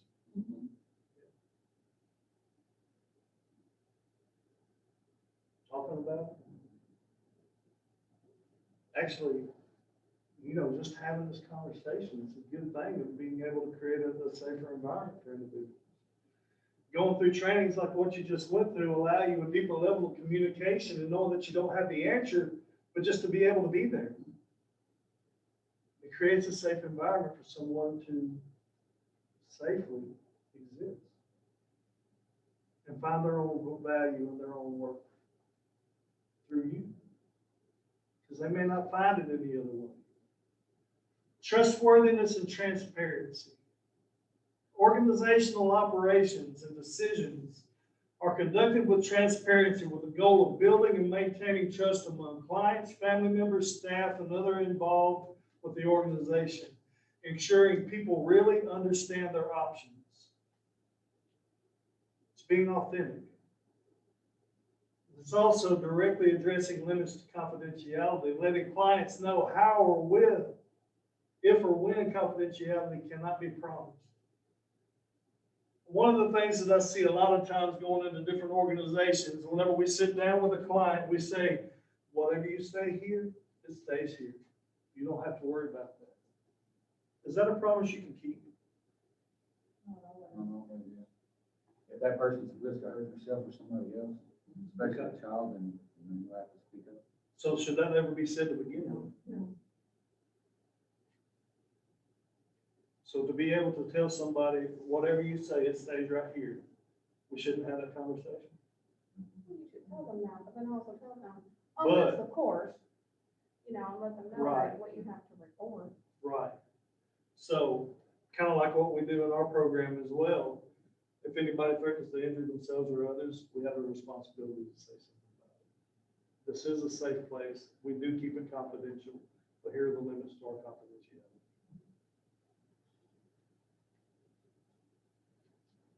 Trustworthy and transparency also include allowing the individual to retain their dignity, to give them respect, to offer them validation, to listen to the individual, to be present in the moment, to build safety and trust, which is the foundations of healing.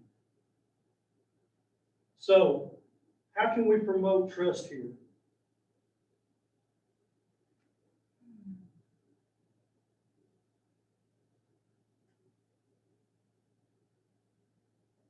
To make sure everybody always feels part of it, that everybody's included.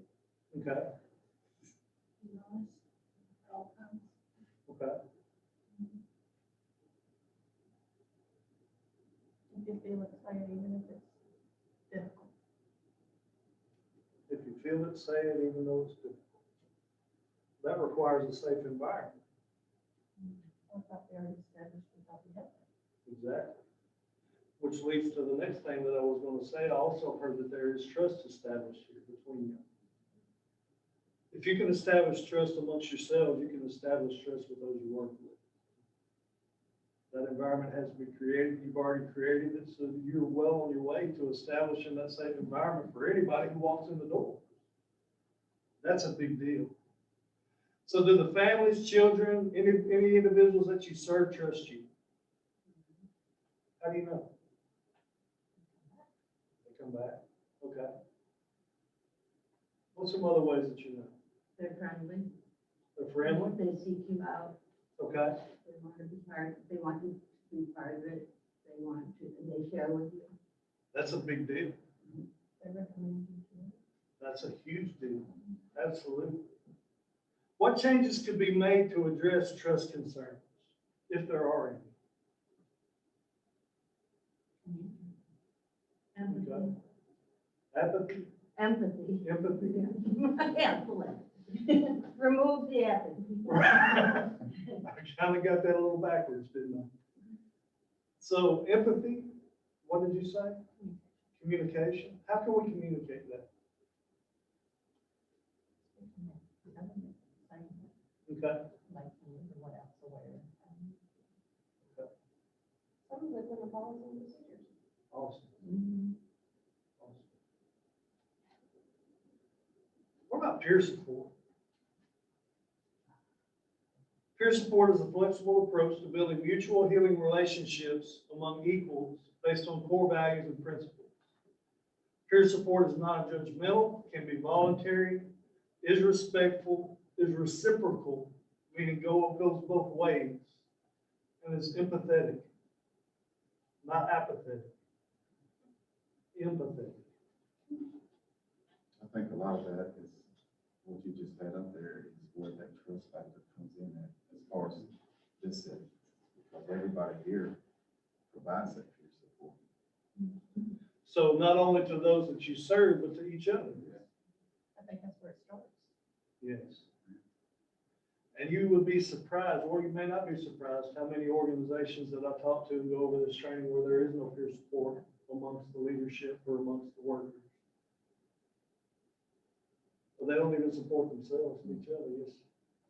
I have a question about trauma-informed schools. Mm-hmm. Do they do trauma-informed training to the students in the school? To all of the staff, faculty, anybody who works there, but not necessarily to the students themselves.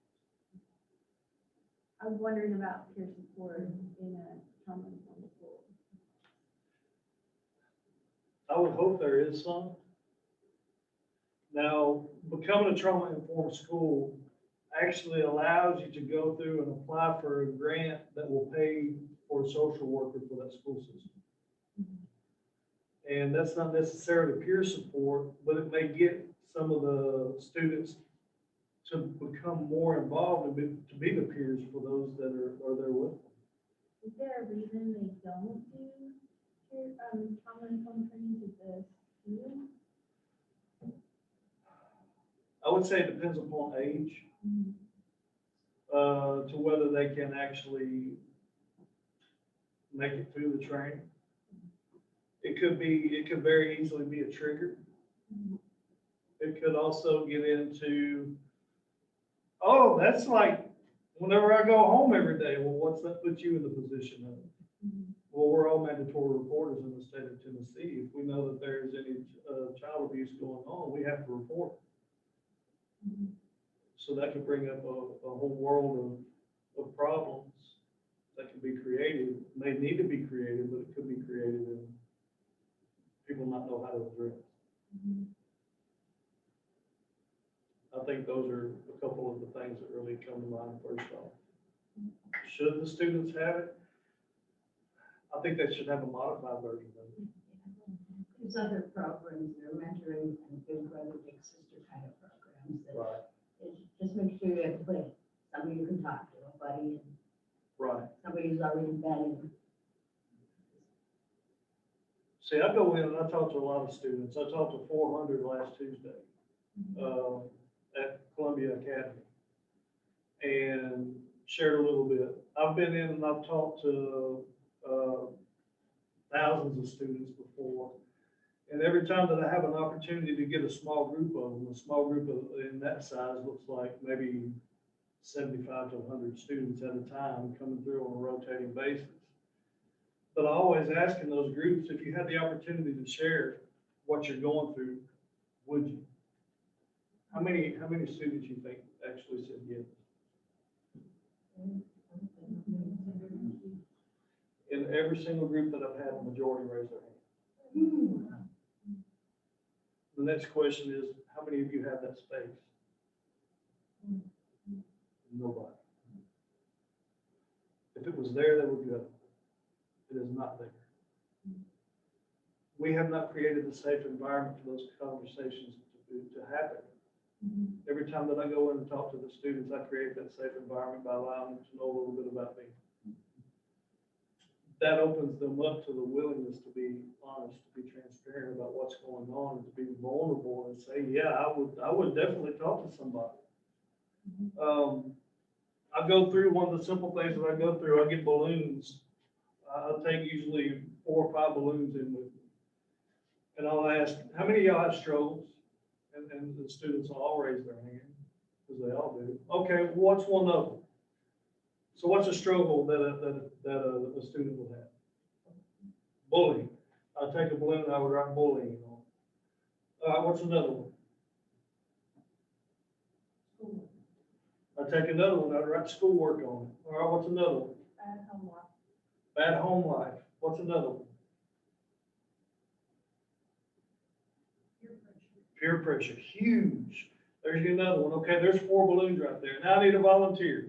Who's going to come up here? Who can juggle? Of course, there's always one. Yeah, I can juggle. All right, bud, come on. Here, bullying. Juggle that. You got that? You can deal with bullying pretty well, right? Okay. Throw schoolwork in there. Now he's trying to keep 2 balloons up at the same time. That gets a little bit harder, right? Let's throw peer pressure in there with it. Can't keep up. I can't do it. What do you need? I can't do it. What do you need? I need help. We'll ask for it. Help. Somebody else comes up there and starts helping them keep the balloons up. It's a simple illustration, but it means so much to them because they're able to see that it's possible to ask for help. And it gives them the opportunity to do it. And I always ask, if any of you were ever asked to help someone, how many of you would do it? All the students raise their hand. So now you've got your peer group. I like that because it just shows that some people or whoever that volunteer was that got up to help was looking for a way to help. Yeah. love that example. It works. So, does your organization offer access to peer support for the people you serve? Yes. Does it offer peer support for staff? Yes. Well, this question doesn't mean anything. Would there be barriers for implementing peer support here on a greater scale?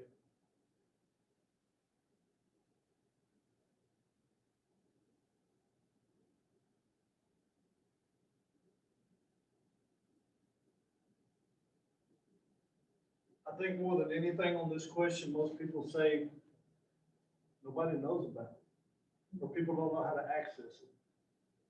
And so it's just allowing people to know how to access the peer support within the own organization may be beneficial.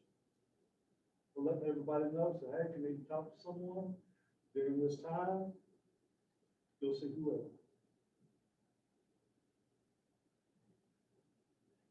Collaboration and mutuality, partnering and leveling power differences between staff and clients, even kids, demonstrates that healing happens in relationships and in the meaningful sharing of power and decision making.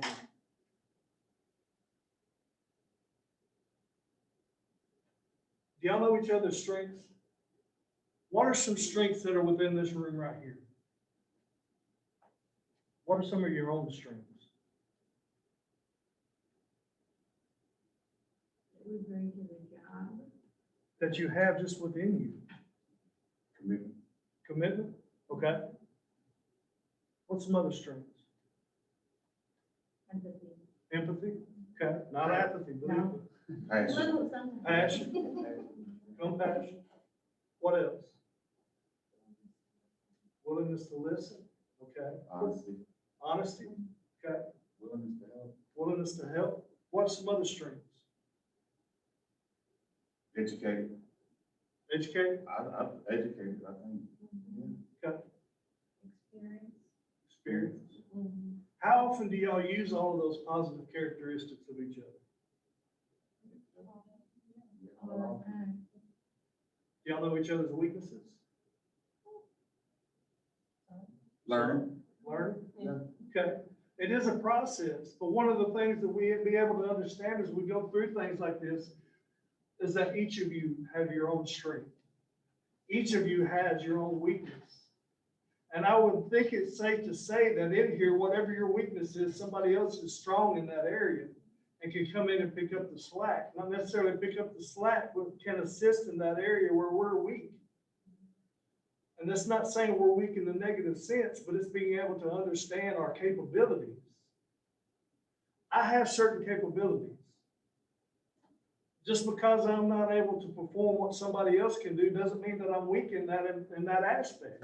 It just means that I got my boundaries because I am incapable of doing this, but I know somebody else who can do this. So let me, if you don't mind, let me get some help.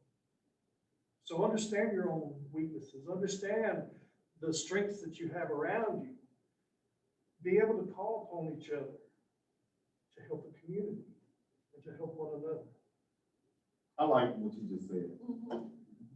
Because like with this group here, I think everybody is like, watches everybody and, pretty much know their character and know when they are struggling or dealing with something. Whenever they're out of character, they're strong enough to speak up and say, hey, are you okay? Right. Is it all right? Anything you want to talk about? It's been like that for years. That's awesome. That is awesome. And I believe that. Yeah. Some people say that and they're like, oh, that's awesome. But here I think that that's actually the case. Individual strengths and experiences are recognized and built upon. The experience of having a voice and choice is validated and new skills are developed. Today we are developing a new skill, right? To some extent, you've already had the skill, but you're developing it a little bit more, honing it a little bit more. The organization fosters a belief in resilience. I believe what you do.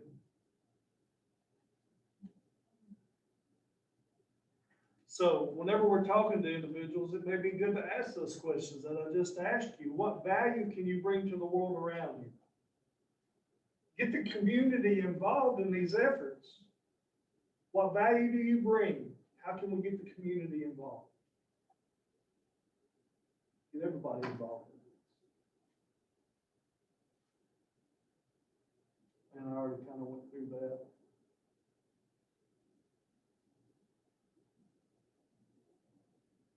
Cultural, historical, and gender issues. The organization actively moves past cultural stereotypes and biases. Treats all people as equally valuable humans regardless of historical or cultural differences. Recognizes and addresses historical trauma. And makes use of traditions, cultural connections, existing support such as faith communities and social organizations. Do y'all do this?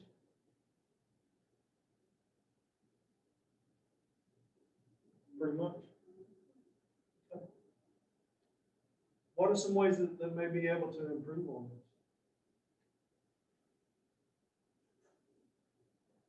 Yes. I don't know that we necessarily address historical trauma or, I mean, Franklin County as a whole. I don't think we do that. Or cultural differences. I don't think we do that in Franklin County. So as a county? Yeah, as a county. I think that's probably as a nation. Yeah. As an organization, within the coalition in Campora, we are actively aware of cultural issues and historical drama and actively try to find ways to overcome and incorporate it. So I think as an organization, we do very well here. Because it's needed in this county. So what are some barriers that the county brings for things like that to actually take place within the county itself?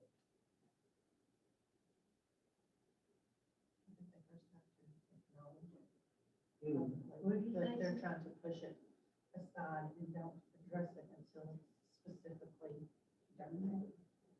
Yeah, I don't mean it disparaging, but. Sure. Sure. Yeah.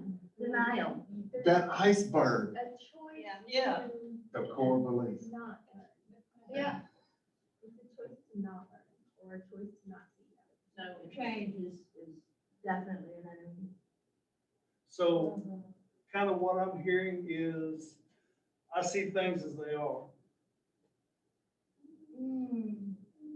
No, I No, see you see things things as, the way you want to see them. yeah. Exactly, Yeah. but you take on that mentality of, I see things as they are. No, you see things how you are, and you expect everybody else to fall in line. Well, the other phrase is this way we've always done it. Yeah. That one. That's them being afraid of change. Well, yeah. How's it working for you? Well, I didn't mean to come in and get y'all all stirred up, but I kind of meant to get y'all all stirred up.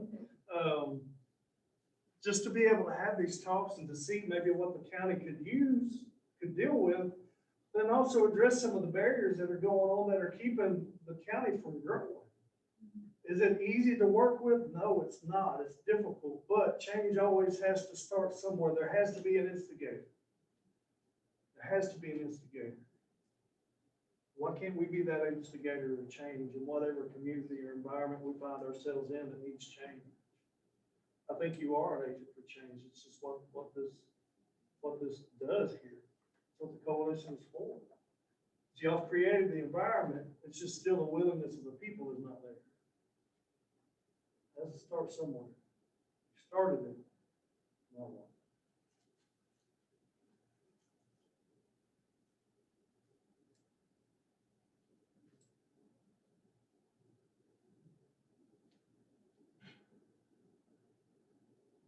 Well, it's 2:00.